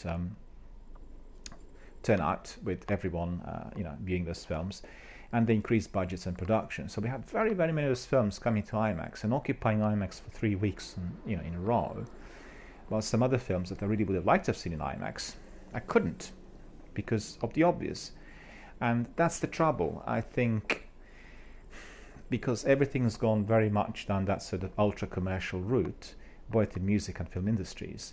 We are then coerced, you know, into being force fed, and then lots of other interesting films are being sort of diminished with their presence, you know. And I do mind that. I really have a problem with that, because in my youth, you know, where you had big blockbusters coming out, they would stay in cinema for a long while. I mean, you know, you probably would have heard that Star Wars, they played 3 years in a trot in some cinemas. So just try to think of a film like, I don't know, Black Panther, playing in your local 3 years every day of the year. It's unimaginable by today's standards, you know? Captain Jack says, Ninja has so many subscribers that even if he lost 10% of his subs, he still will be making more than 97% of the wealth. In fact, what they said yesterday, I don't really think that this is a properly verified information, because, you know, the data on subscribers is strictly confidential, so people speculate. Maybe some of his agents throw this in, you know, as carrot. I don't really know. They said that he lost in the recent months 50% of his subscribers, but still this didn't affect the earnings, which were phenomenal in the course of every month, you know, because of the number that he has. And I think it's just taking it over the top. It's just nonsense that people are speculating and ratcheting up, you know, such stories, trying to ruin his reputation and his quality content, because there are reasons as to why some people are there, and the amount of time and effort they put into the content is phenomenal, right? So if they're changing course, that has to be, you know, understood to a degree. The only trouble is if somebody is changing, you know, course rapidly or extremely, so the quality that they had beforehand is then completely diminished because of some sort of commercial enterprise. Well, that's a different story, but I don't think this is the case with him or with the other guys. Captain Jack says, by the way, the last movie I saw was The Nun. Couldn't sleep for days. Yeah, I've heard that it was rather disturbing, and if you find it disturbing, then I would certainly advise you not to watch any films by the director called Alejandro Jodorowsky. Films like Santa Sangre, you know, and similar. They're very, very disturbing, even more so. I think the guy who made The Nun was a bit influenced by Jodorowsky. But, you know, some people know how to make very disturbing films. I remember in my youth, do you know who the most director of some of the most disturbing creations in cinema was? Somebody from Canada. Just a tip. And his films were feared. And anyone who went to see his films would be very disturbed after them. It was David Cronenberg, of course, you know. They always had this sort of medical aura around them, and science gone wrong, and then all kinds of things happening. And if you were to watch films like Brood or Rabbit from the 70s, or what was the other one, you know, the very disturbing films from the 70s he made, honestly, your head's just left spinning afterwards, and you say, you know, some people couldn't sleep for months, let alone days, after watching those. I remember watching Rabbit and The Brood in Scala Cinema, which is a cult cinema in London, for a good, let me think, about 16 years or so, 14, 15 years. And this was the cinema that was screening films which were otherwise forbidden, banned, not distributed, and considered perhaps semi-legal. So they had very, very interesting selection of flicks which you couldn't see in those days anywhere. They were not released on video in the United Kingdom. There was no internet, so there was no access to any information, through digital media.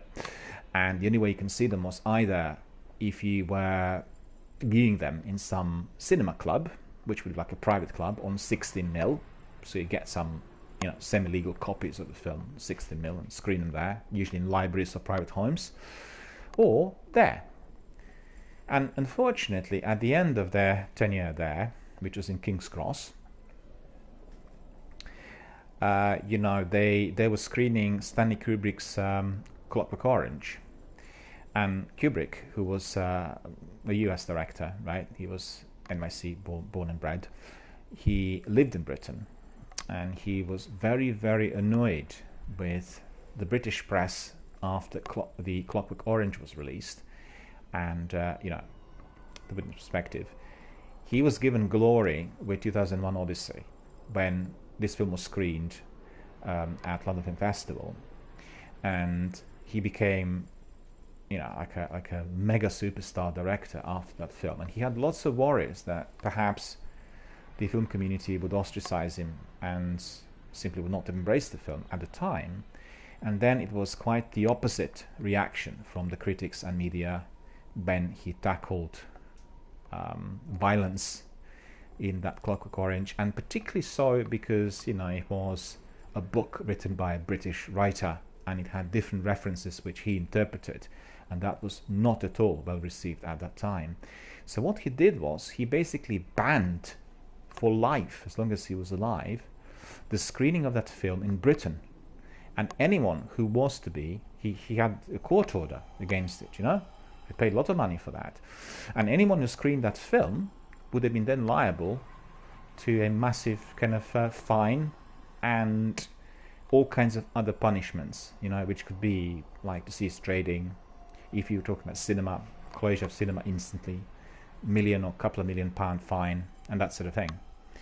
And unfortunately, because that cinema was indeed screening Clockwork Orange secretly, there wasn't internet at that time anywhere, so only people who were in the cinema, and never ever was this screening announced. It'd be like thrown in secretly, but somebody who went there must have basically reported it, and then the cinema suffered that penalty, which immediately resulted in its closure.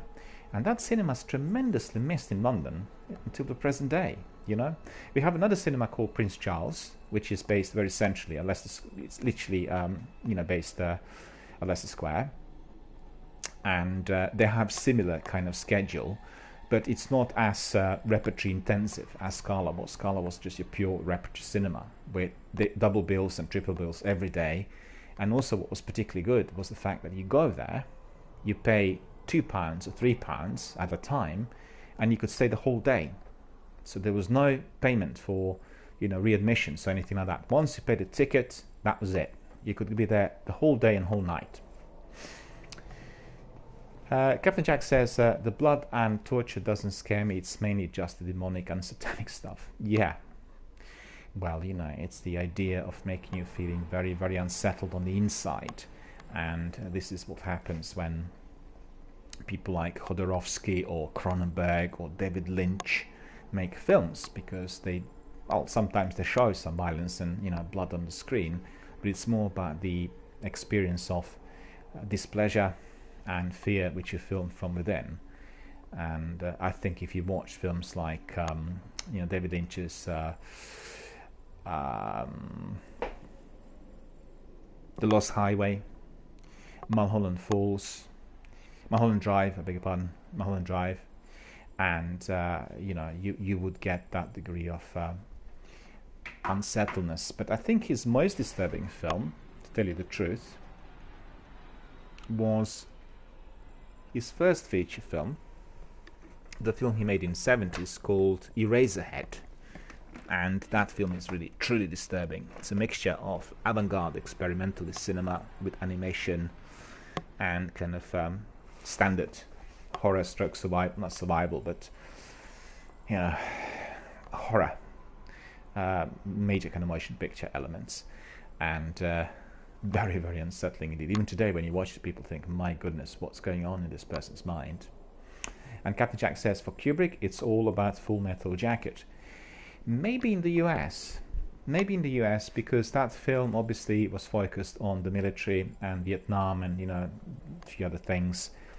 And some of his other films that he made, particularly early in his career, I do not know, but I think they do not still receive that sort of exposure through cable television.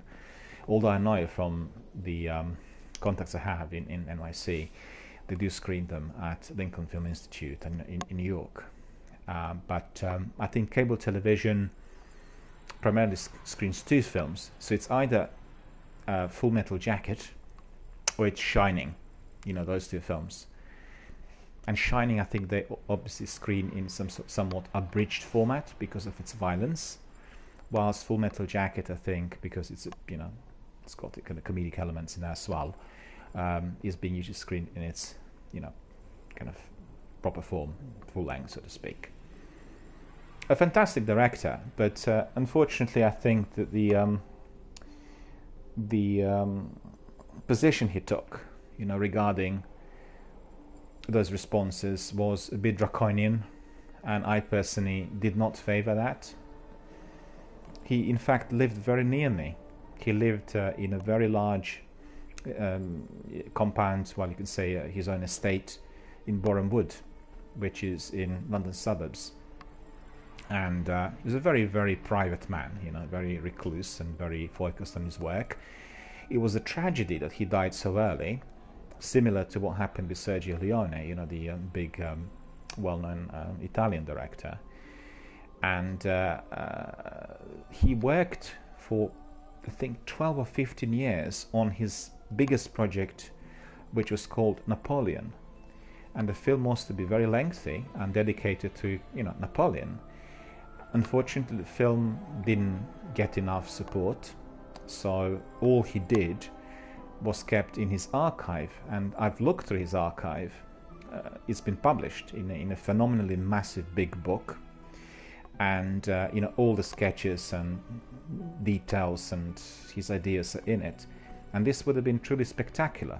And he probably would have been the best director on the planet to have directed a feature film on Napoleon, And when you see what work he put into that project, it is just incredible.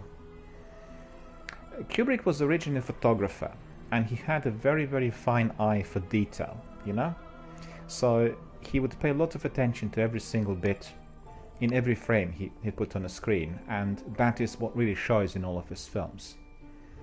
If you watch his last film, Eyes Wide Shut, the way he built the internal turmoil that Cruise and Kidman are experiencing through the visuals and through claustrophobic sets and the use of color, the way he filmed the streets, is extraordinary, And equally, when you watch Shining is a terrifying film, and it does have this aura of sheer horror, a person who is simply imploding from within, and somebody who's completely overtaken by mental illness. And as this film progresses, you cannot tell instantly what's actually happening and what is in his mind. And we had another remastered version of Shining a few years back, and I went to the premiere, the world premiere of that, which was at the British Film Institute, and it was an extraordinary experience.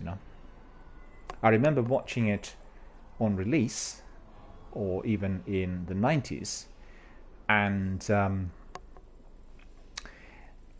it wasn't really presented in its full format. There were about 35 minutes of film missing, and they were considered to be too disturbing. And those sequences are all connected to his visions of children and twins, So his child, it was all presented differently, and the ending was different as well. I remember, when he ends up in the maze and all that. Captain Jack says half of the dialogue is cut for vulgarity. Full Metal Jacket. Yeah, there's a lot of swearing in there. But can I just ask you, when you watch on your cable TV some of those films, unless you are watching on a specific channel, I take it that all of the films will always have lots of adverts thrown in, right? But regardless of the adverts, they will still tone down the language or cut out swearing or cut out anything which is considered a bit obscene. Am I mistaken in kind of believing that? That's my impression from what I gathered, because, you know, I've not lived in the US, so I wouldn't really know the details. And there are many, many cable television networks. What we get here is Turner Classic Movies, you know, it's called TCM. No, is it TCM? Yeah, Turner Classic Movies. Previously it was called TNT. And they have, well, they have a very, very different selection of films for the US and North American market compared to what we get. So you guys get the best of your archives, whilst we get just some, you know, second-rate stuff, so to speak. I watched it originally when it started in the 90s. They had the same scheduling, both for, I think, for all zones, but then later they changed course, and so we can't really access it. Even if I wanted to watch it on internet, I can't subscribe because their service will not provide me with access, which is very... Captain Jack says, yes, that's correct, unless it's on HBO or another pay TV channel. Yeah, that's right. Yeah, you have TCM, but the TCM for North America has the best possible scheduling, and, you know, the films which they screen for the North American market are the best of the Hollywood archives. Whilst what they have for the European market is very different. We don't get to see, I'd say 90%, 95% of the films which are screened in the US on TCM, although it's the same channel. What they do here is they give us some less well-known westerns, and then Ed Sullivan Show, and some, you know, TV westerns and that sort of thing. And now and then they will have an interesting film as well, which would have been some sort of rare Joan Crawford or Barbara Stanwyck, or, you know, one of those. But to be having proper seasons like what they have at the same time in the US, we simply don't get, you know. And can I just ask you, on the cable television, is it also the same law in terms of the ratings? So, for instance, violence and swearing, etc., can't be screened before 11 o'clock? Or is that something that has changed in the recent years?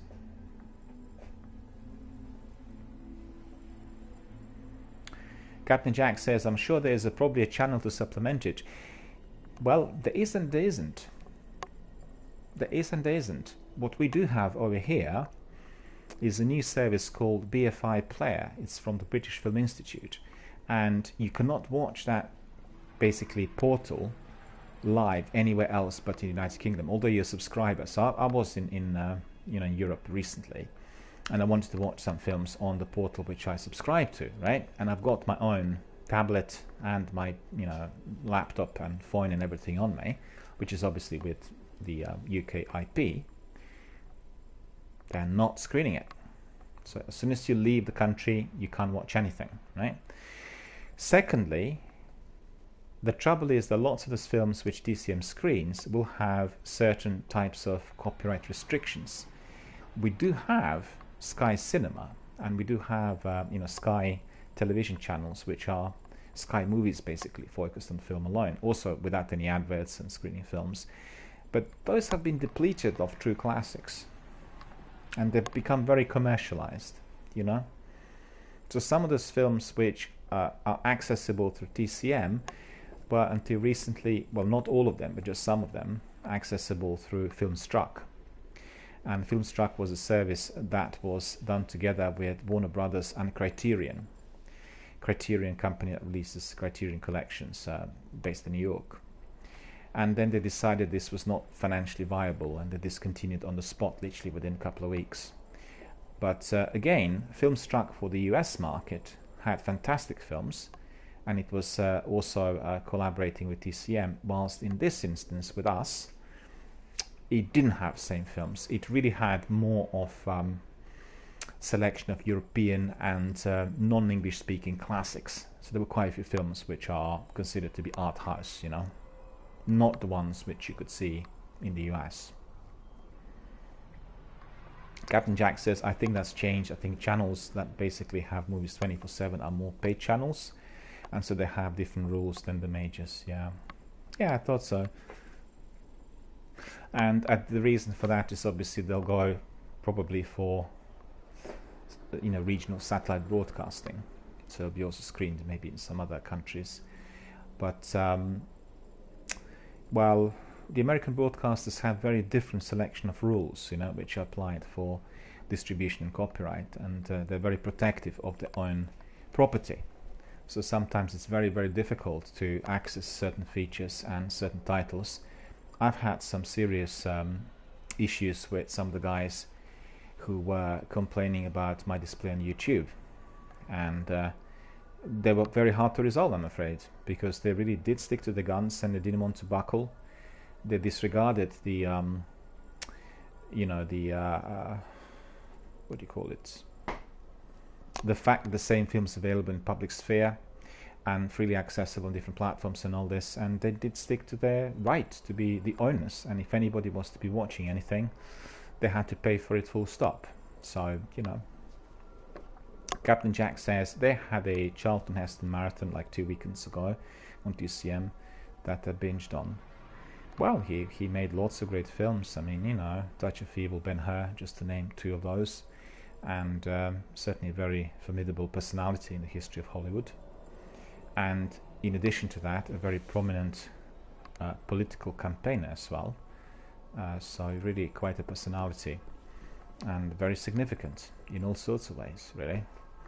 I watched Touch of Evil a couple of years ago, once they'd done the new cut and they remastered it, because that film was butchered originally by the distributors, so they put it together according to Orson Welles' screenplay, and that was definitely very, very good. The print was incredible, and I think that's probably one of his best roles. If you have a chance, Touch of Evil, definitely, bet on it. You have Marlene Dietrich in there as well, and him, and Orson Welles, and it has quite a sort of complicated story. It's a very interesting narrative. It's a bit of film noir, sort of set in an area where you wouldn't expect it to be, and beautifully executed and realized, and one of Wells's best films, really. A true classic, a true kind of film noir masterpiece. What I like is the seasons on TCM which are either film noir seasons or pre-code seasons, and then for pre-code they screen lots of films which are inaccessible to us in the UK. I've got some means, through which I can access some of those films, but I like watching them on, TCM in a season, and then you have introduction, and it's just, it just makes it much nicer and interesting. And Captain Jack says, TCM is honestly such a strange channel. I know there's so many times that are considered classics, but they never play 90% of them.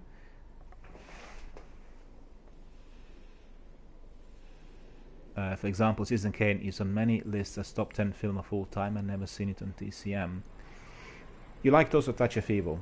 Well, great, because I'm certain the print they screened in there recently was the print which I watched, the recent remastered one. I've seen that on Twitter. They said that they were going to have screenings of Touch of Evil, and definitely if you were watching the other version from the 50s, from the 60s, I beg your pardon. 1 second.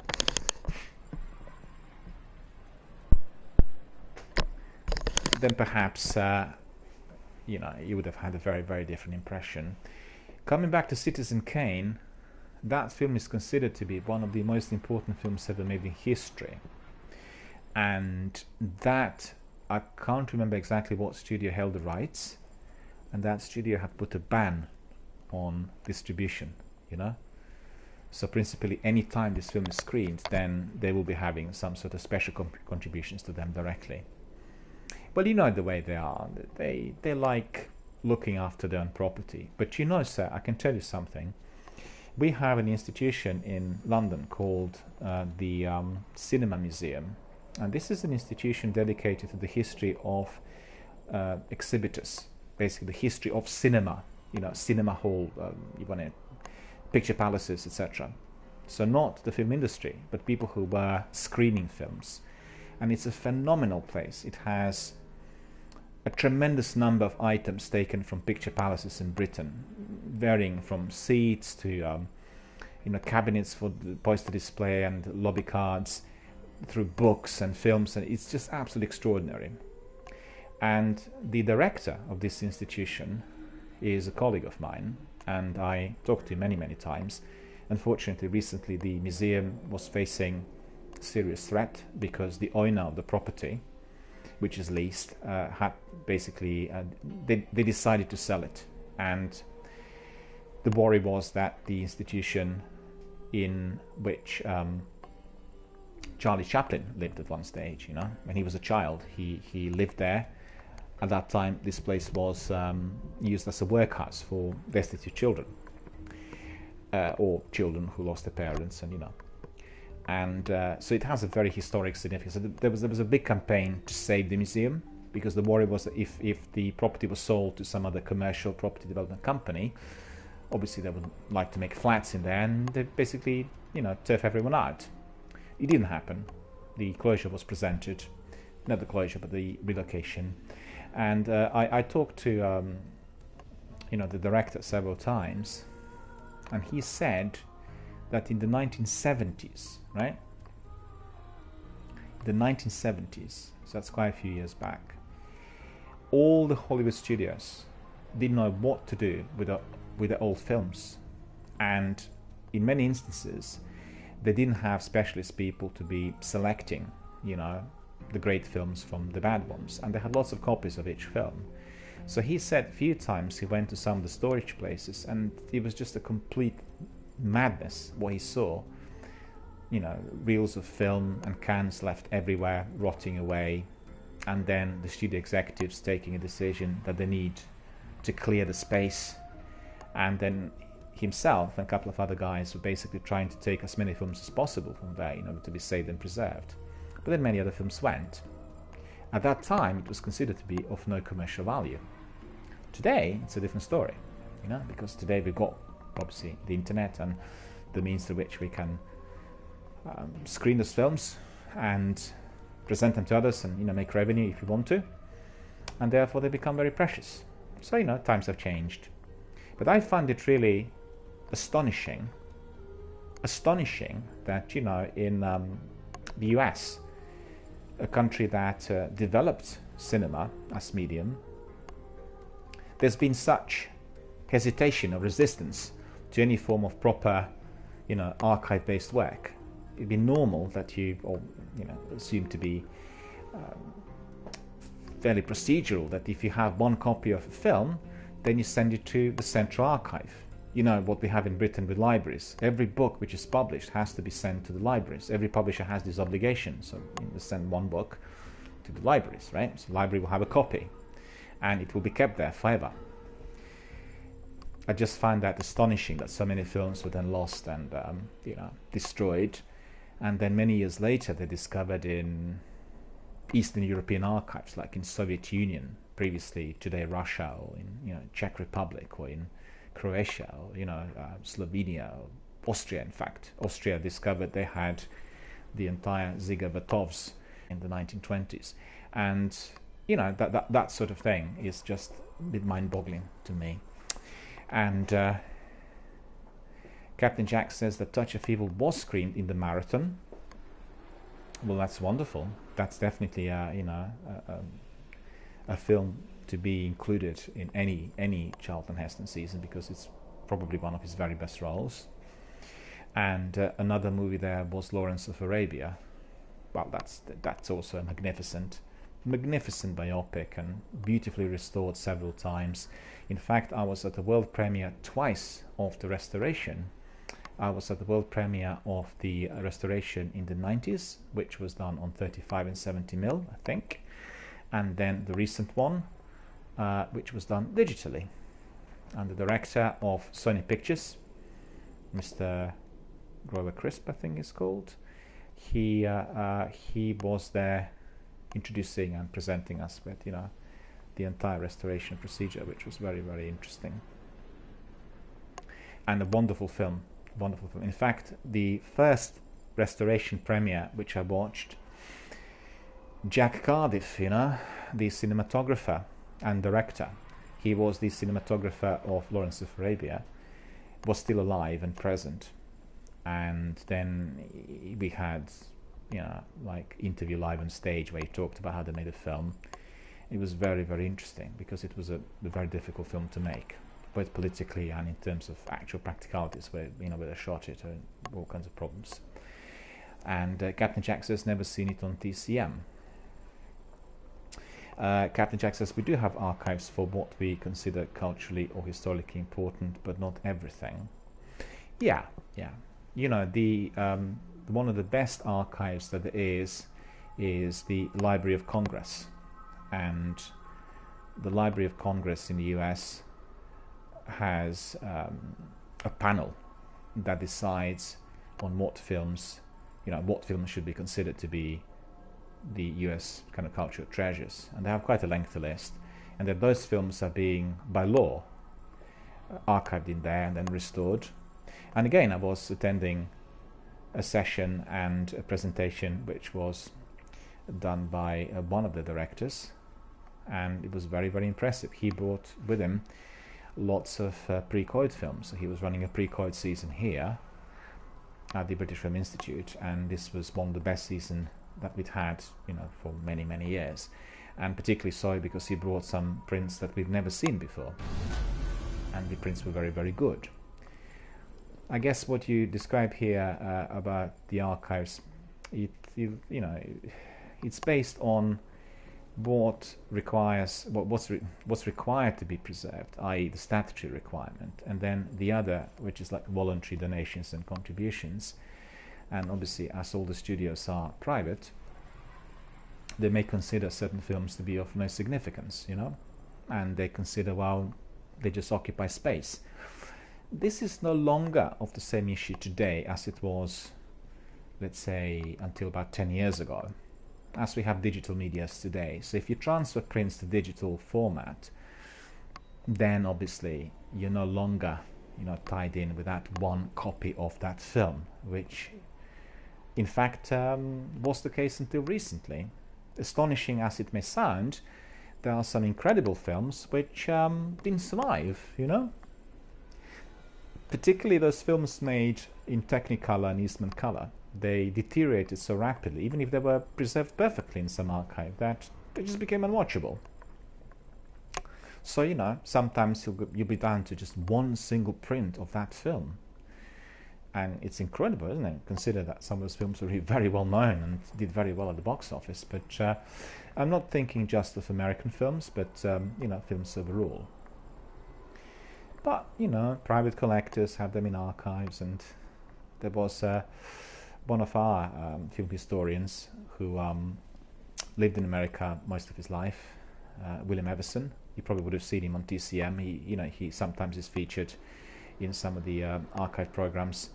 He's no longer with us. He died quite a few years back. But he had a flat in Manhattan which was screening almost every night films on 16mm, and the entire generation of American film critics, you know, like Andrew Saris and his wife Molly Haskell, and lots of people from the New York alternative circle, but then going to his flat at that time and watching those films, which in fact they couldn't see anywhere else. So, you know, he was having these regular screenings at home, and obviously his archive was very big. He knew all the classic Hollywood directors and stars, and you know, this was one of those ways in those days through which people got to know a lot about films. In fact, Andrew Saris's wife, Molly Haskell, did say that they probably would have seen the most significant films during that era in his home, you know. So, but times have changed. Today we have different kind of access to media, and you know, it's a very different ballgame. I think for the future generations, being able to access both films and videos and audiovisual materials instantly, in the same way as we can access now games instantly through, you know, Game Pass and PlayStation Now, is something that is just changing the course of history. People can just get knowledge instantly, and that's very different to what we had. You have a look. Captain Jack says, it's unfortunate if you only knew the things today for 50 60 years ago. Yeah, that's right, that's right. Bob the Gob is asking whether I can send him a friend request. Can you explain as to why? And can you just say a bit what your participation here in our community is? Because I'm not sort of clear. There are some rules here on the channel which are strictly advising against self-promotion, and this channel is moderated, so the moderators will be looking into this. And what would you like to do here with us in our community if you're requesting for us to be joining you? Coming back to Captain Jack, I agree. It's just really you know, it's hard to predict, and I think with film as material, you know, lots of different companies decided not to be storing anything anymore on film. Big companies like Kodak decided not to produce film anymore, and there's a big sort of tooth and nail battle in the film community on whether certain films should be shot on film and whether film as material or celluloid should still be produced. And there are many reasons, you know, pros and cons for that. We just have to see what the future will bring, that's all. And like you said, we couldn't predict 60 years ago whether film as material is going to last, and whether there will be any damage after 50 or 60 years. This was not possible to predict because these were, you know, relatively new formats, and everyone assumed, well, once you have it on film, that will be okay. And I talked to one of the YouTube directors, and he said that the same problem is apparent for digital media. It is assumed that once you have it on a digital format, it will not deteriorate. But he said this is neither proven nor factual. This is just an assumption. It may be they'll degenerate completely. So, you know, it's also to be seen. But then on the other hand, being able to manipulate media today digitally is very advantageous, you know. So we'll have to see. We'll have to see really what happens, you know. All right, let's have a look at our destiny, because I will have to be. Goodbye. I will have to be bringing our broadcast to conclusion in a little while. So let's see. We have been given another mission, I believe. So let's have a look, and that is our quest. We need to talk to Varix, of course. You're not Mind your right, outsider. feeling weak. We have passed judgment on Kell of Kells.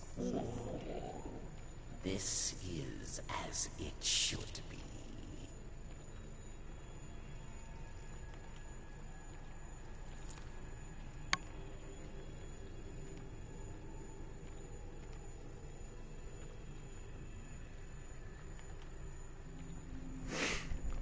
So, we have passed judgment on Kell of Kells.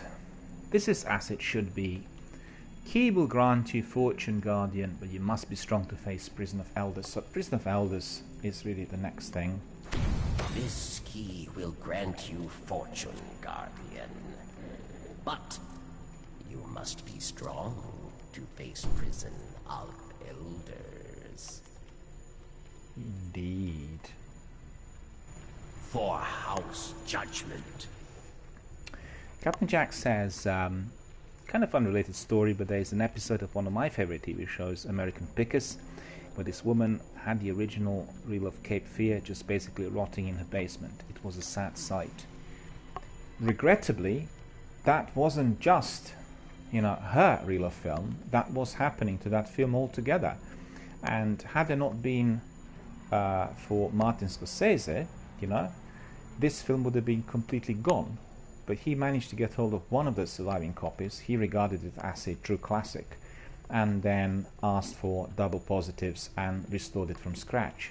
So eventually it came out as a fully restored print of Cape Fear.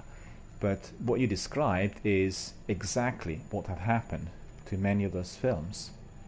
And surprisingly so, not just to those films which went into oblivion, you know, films that were completely maybe unsuccessful and didn't have any significance during a particular era, but it happened to films which were commercially very successful as well. So I don't know really what the thinking behind it was, because it'd be normal to assume that either the film director or producer would keep one, you know, copy in pristine condition, and then things would be hunky-dory, but that obviously wasn't the case. So, you know,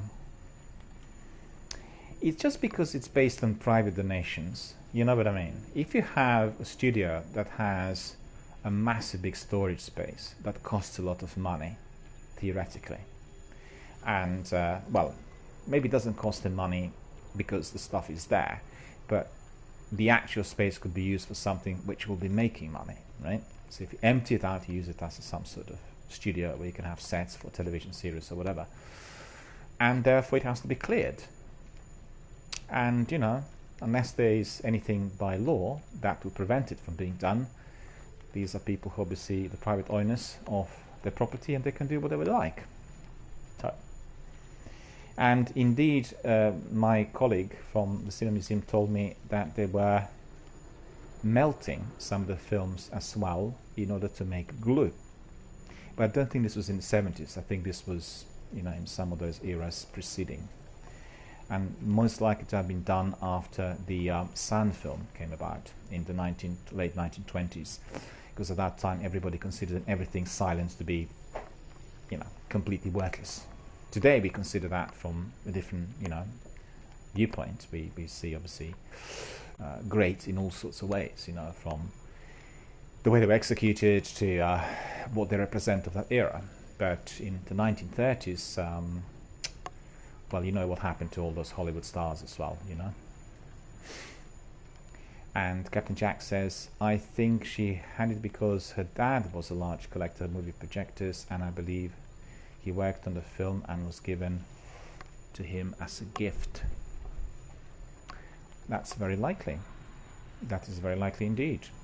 In fact, I did have 10 film projectors myself at one stage. And these projectors were not for commercial usage, you know, 35mm. There were Super 8, Standard 8, and 9.5mm projectors. I didn't have any 60mm projectors. They were very big and bulky, and also the prints of the films on 16, they were very expensive, because the 16 was at that time still a professional format, which meant that the copies would be costing as much as, you know, the one you buy on 35mm.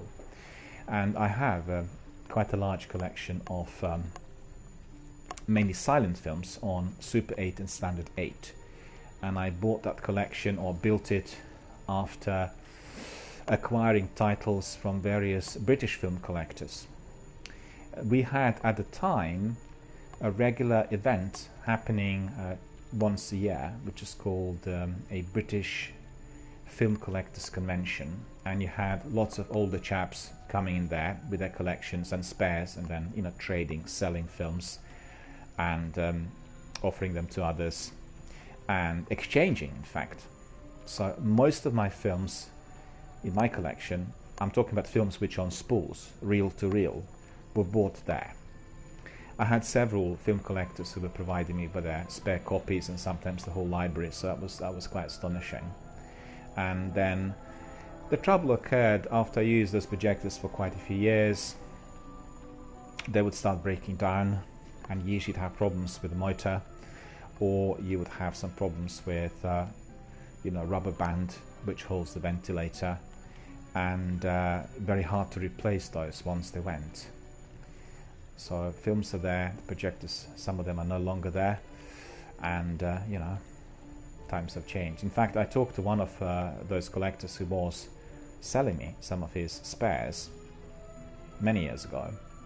Recently, it was in fact done at the Cinema Museum.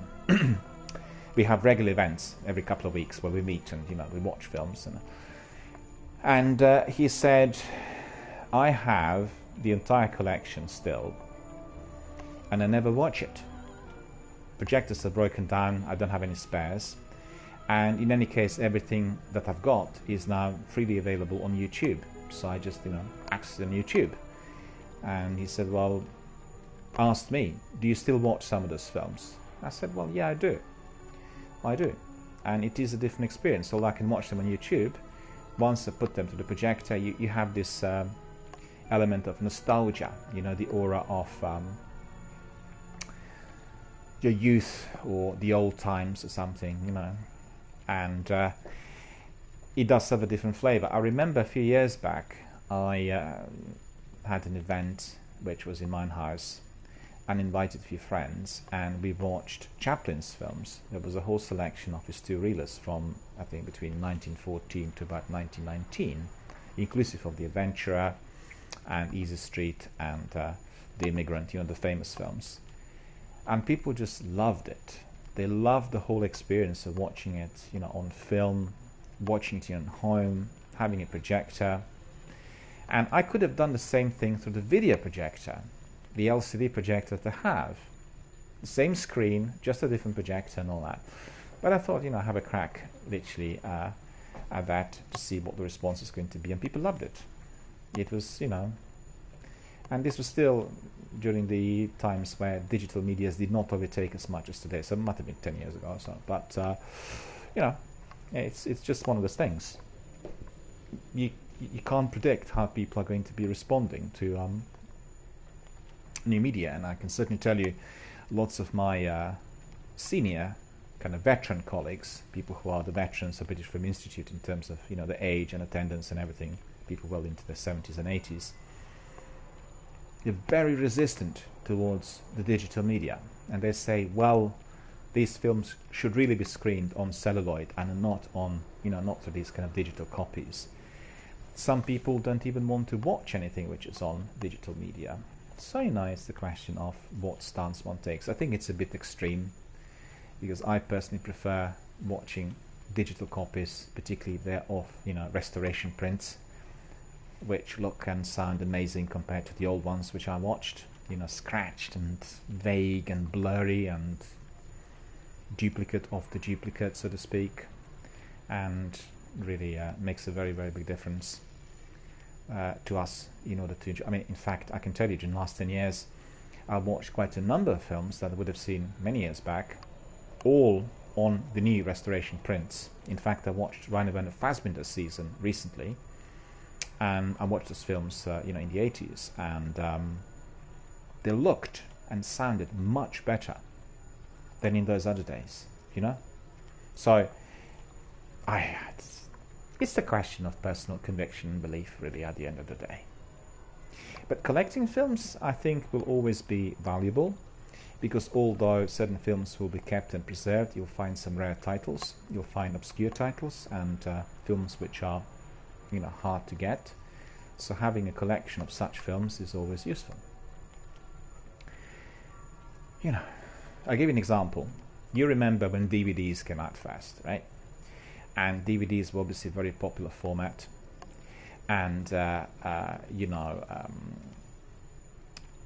we had Blu-ray. Blu-ray didn't really take off in Britain. Blu-ray was just massively lagging behind from the start. So DVD remained the most popular format. Everyone could play it either through DVD players or their computer drives or whatever. A couple of months ago, the manufacturers of DVD recorders and DVD players announced that they will no longer be producing them, which means that format is now considered obsolete due to live streaming, Netflix and Amazon and all the other platforms. So the DVDs, which were for a very long while priced very highly, in Britain they would be costing like 15-16 pounds per DVD, today can be purchased for less than 50 pence, right? So you come to some of the stores in my town, you get, believe you me, 2 box sets, like the most pristine box sets of the blockbusters such as Hobbit, Lord of the Rings, Star Wars. Get 2 box sets for the price of £1. £1. While previously each box set would be costing you 60 or 70 pounds. You can get to CEX, which is another software store they sell DVDs and games and various other types of software, as well as equipment. They have a major clearance, so half of the DVDs there cost less than £1, 20, 30, 50 pence. So astonishing. But I think DVD is still a format which will stay with us for quite a while because of the sheer number that was produced, and also the quality. If DVDs were looked after properly, then the quality of picture and sound is very, very good. Plus it's a box and it's collectible. So and Captain Jack says there's always those old timers who never convert from the old ways. That's true in just in everything really. It's not just to do with films. That's true. People are creatures of habits, and people like doing the same thing always, and and in addition to that, it said never forget about high definition DVD. Rest in peace. Well, unfortunately, what's happening in the UK to DVDs overall is exactly the same. Not just the HD, but all DVDs. And I have to say, I'm sort of staggered by the drop, in prices, because it's extreme. And the fact is, now is the time to buy, because the price have plummeted, and one can buy very many of those, whilst the market is bottoming out, and one can have an enormously big collection. The only trouble is space, even if a single DVD doesn't occupy that much space, if you buy several hundred, then it's quite a bit, And I can tell you that when you will remember Laserdiscs in the US. Perhaps you had a Laserdisc player as well. And I adored Laserdiscs because at the time, in the 90s, all the videos of films which were released were using so-called panning and scanning technique. So they were not in widescreen. So they were panning and scanning across the widescreen shot, and just completely kind of perversely disfiguring what film looked like. And Laserdiscs basically didn't have that. They were producing everything in the traditional original format, higher quality picture and sound and everything else. So I couldn't buy many of those because they were very, very expensive at the time, right? And I waited until DVDs were invented, and then in the US all the shops selling Laserdiscs just went bust, and they were selling everything for a couple of nickels. And I bought very many, probably more than 1,000 Laserdiscs from one shop in Boston, and I got them for next to nothing. Some special editions and box sets were priced maybe $5, $6, up to $10, but nothing more expensive than $10. And the vast majority of other ones were offered on the price of $1 to $2 each. Previously they were priced between $60 and $260. So that was the time to buy, basically, and that's what I've done. And therefore I have a very large collection of Laserdiscs. But unfortunately, although they said that Laserdiscs were indestructible and the picture quality will never change, they degenerated very, very considerably. They were made on glass, and I think compared to DVD, they just don't compare. DVDs obviously retain better picture quality, and they have longevity as well, which means they'll stay, sharp, razor sharp for much longer. On the other hand, Laserdiscs, particularly the big box sets, are very collectible. They're large, a 12-inch. You have books in there, You mentioned Full Metal Jacket, but I got Oliver Stone's Platoon special edition on Laserdisc, and that was extremely expensive. This was costing more than $300 when it came out, and I got it for nothing. I got it for free, because they had some sort of damp infestation in the storage where they kept this Laserdisc, and then some of those books were a bit affected by damp. So they told me, we can't sell this, right? If you want to just pay postage, we'll send you the whole lot. And amongst those, there was Platoon Special Edition. So there's the whole book, which is a screenplay, together with photo album, with various other bits, collectibles, and then you have the discs and extra sort of supplements on separate discs. It's a terrific. It looks like a big fat book, like a big one, like the ones we were discussing, extra as well, in addition, because it's a large box, and they're very, very collectible. So if anyone bought some of those, then obviously they will remain collectible forever, and particularly after their accessibility kind of thins out, so it's really, really good stuff. And Captain Jack says, I have a beta playing in the office. I guess this is a Betamax video, yeah, so beta videos, because I was also using it at one time, but that wasn't just for collecting films. It was filming certain sessions, because it was assumed that beta would have better quality picture and sound and all of that, so that was definitely very, very popular. Yeah, well, it's just as we move on, new things are invented, and we have to be flexible. And I talked to other community members a few days ago in one of my forums on Netflix for gaming, PlayStation Now services, and Game Pass, and also a kind of service which is dividing the community. Some people are very keen, others are not.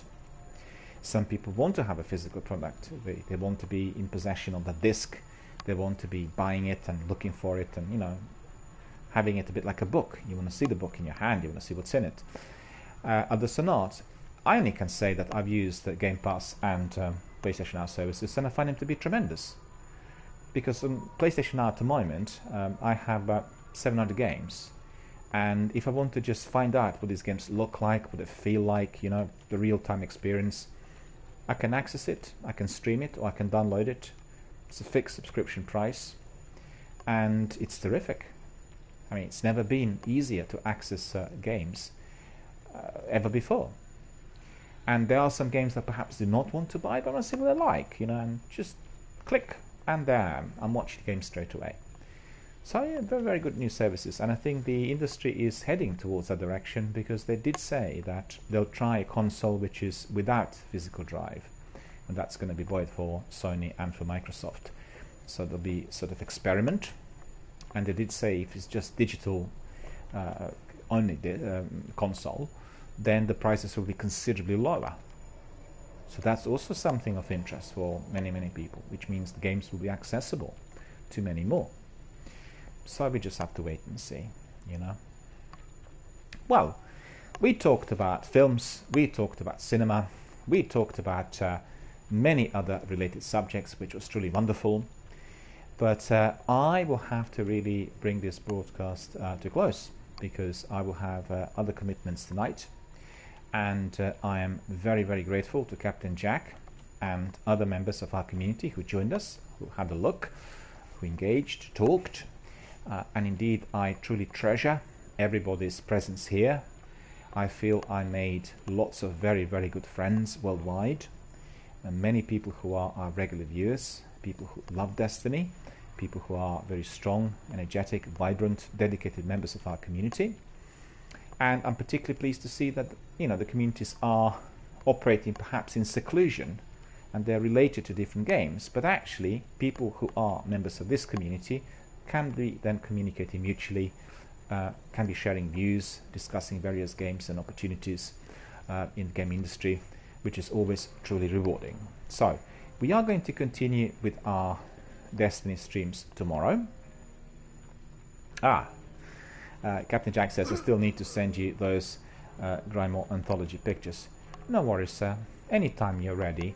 Really quite look forward to receiving them. I'm very interested in seeing what the product looks like, because I've been eyeing up some special editions and some other things that Bungie have produced. In fact, today I've seen what Professor Broyman, one of the streamers on Twitch, had received from Bungie, and this was a I guess tailor-made memorabilia which was made for him, and there was some t-shirts, some hoodies, there was some other bits.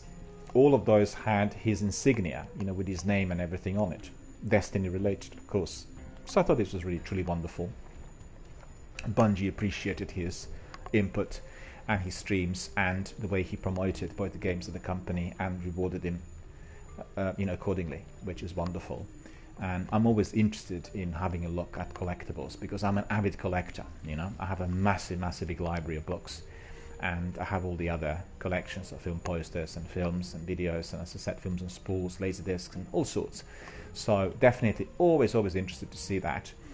And what you can do, sir, what you can do is you can just take a couple of shots on your phone, and then you can ping the photographs to my Twitter, you know, and once you ping them to the Twitter, I can retweet and all the other people can see them as well.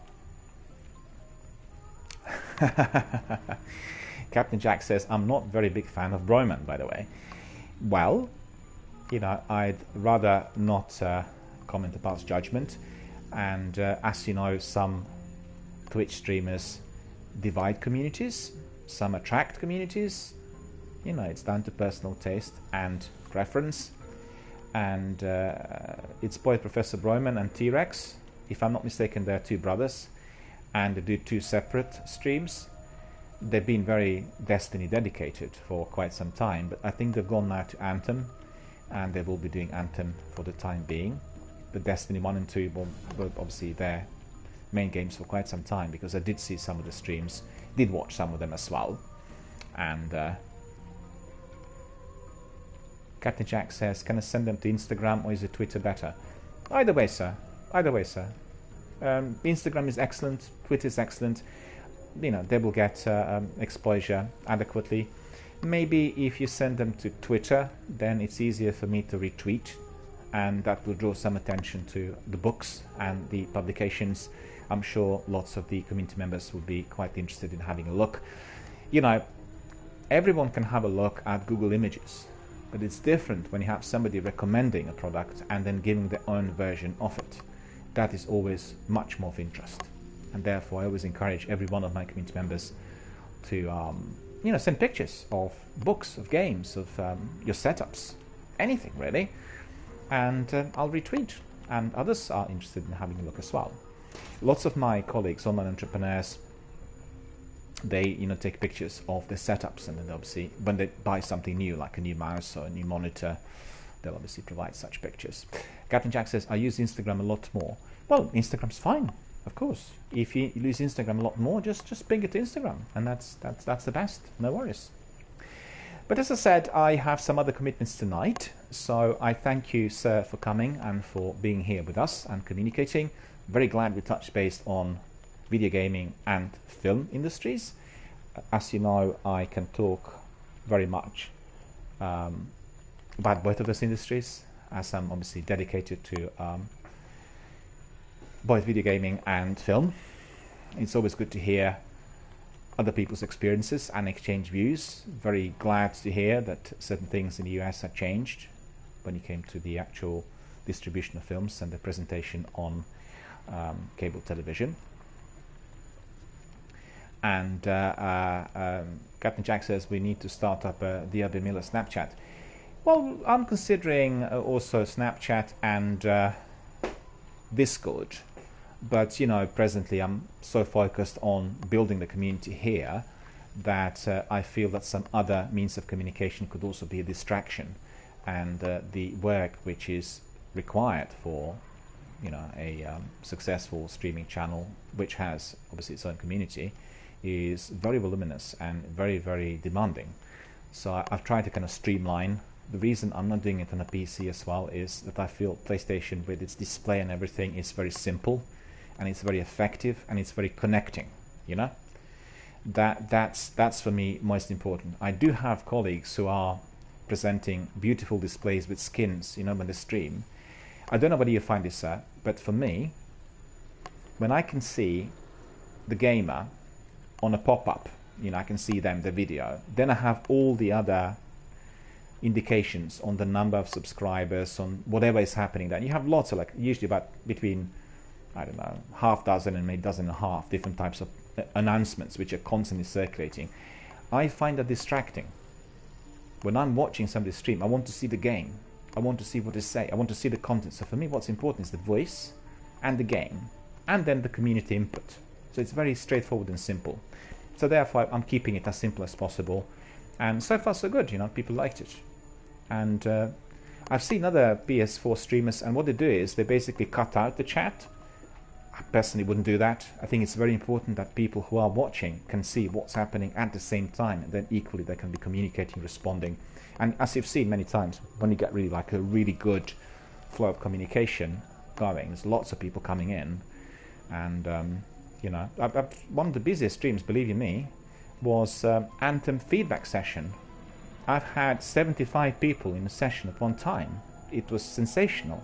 I mean, for this channel, that was the tops, the very best, you know? Yeah, that's right. Their face scan is, I find, distracting if I'm watching a game. And sometimes, like for instance with Battle Royale game, you will need to see that section of the screen. You want to see what's happening in there, you know, if you're kind of analyzing. And if somebody's face is in there, then, do you know what I mean? Even if it's small, it's distracting. Well, for me, that is. Some people prefer it. Some people love watching other gamers, you know? Some people get a lot of followers because they can see the other person. It's fair enough. I think it's obviously, you know, different preferences for different people. But for me, the focus has to be on the content. So it's the game itself, and the community, and the person who's presenting it. You know, that's all. All right, so thank you very much, everyone, for coming, and thank you for contributing and for being here with us. We've had, in fact, a very, very good community session tonight, which is not surprising, considering that we didn't have our Destiny stream for the last few weeks because the channel was focused on Apex. And I'm very glad to see that our Destiny veterans are always coming in, which is wonderful. I'm truly grateful for your participation here, for your input, for everything that we talk about. It's wonderful. And indeed, I hope to see you again tomorrow. We are going to be resuming with Destiny.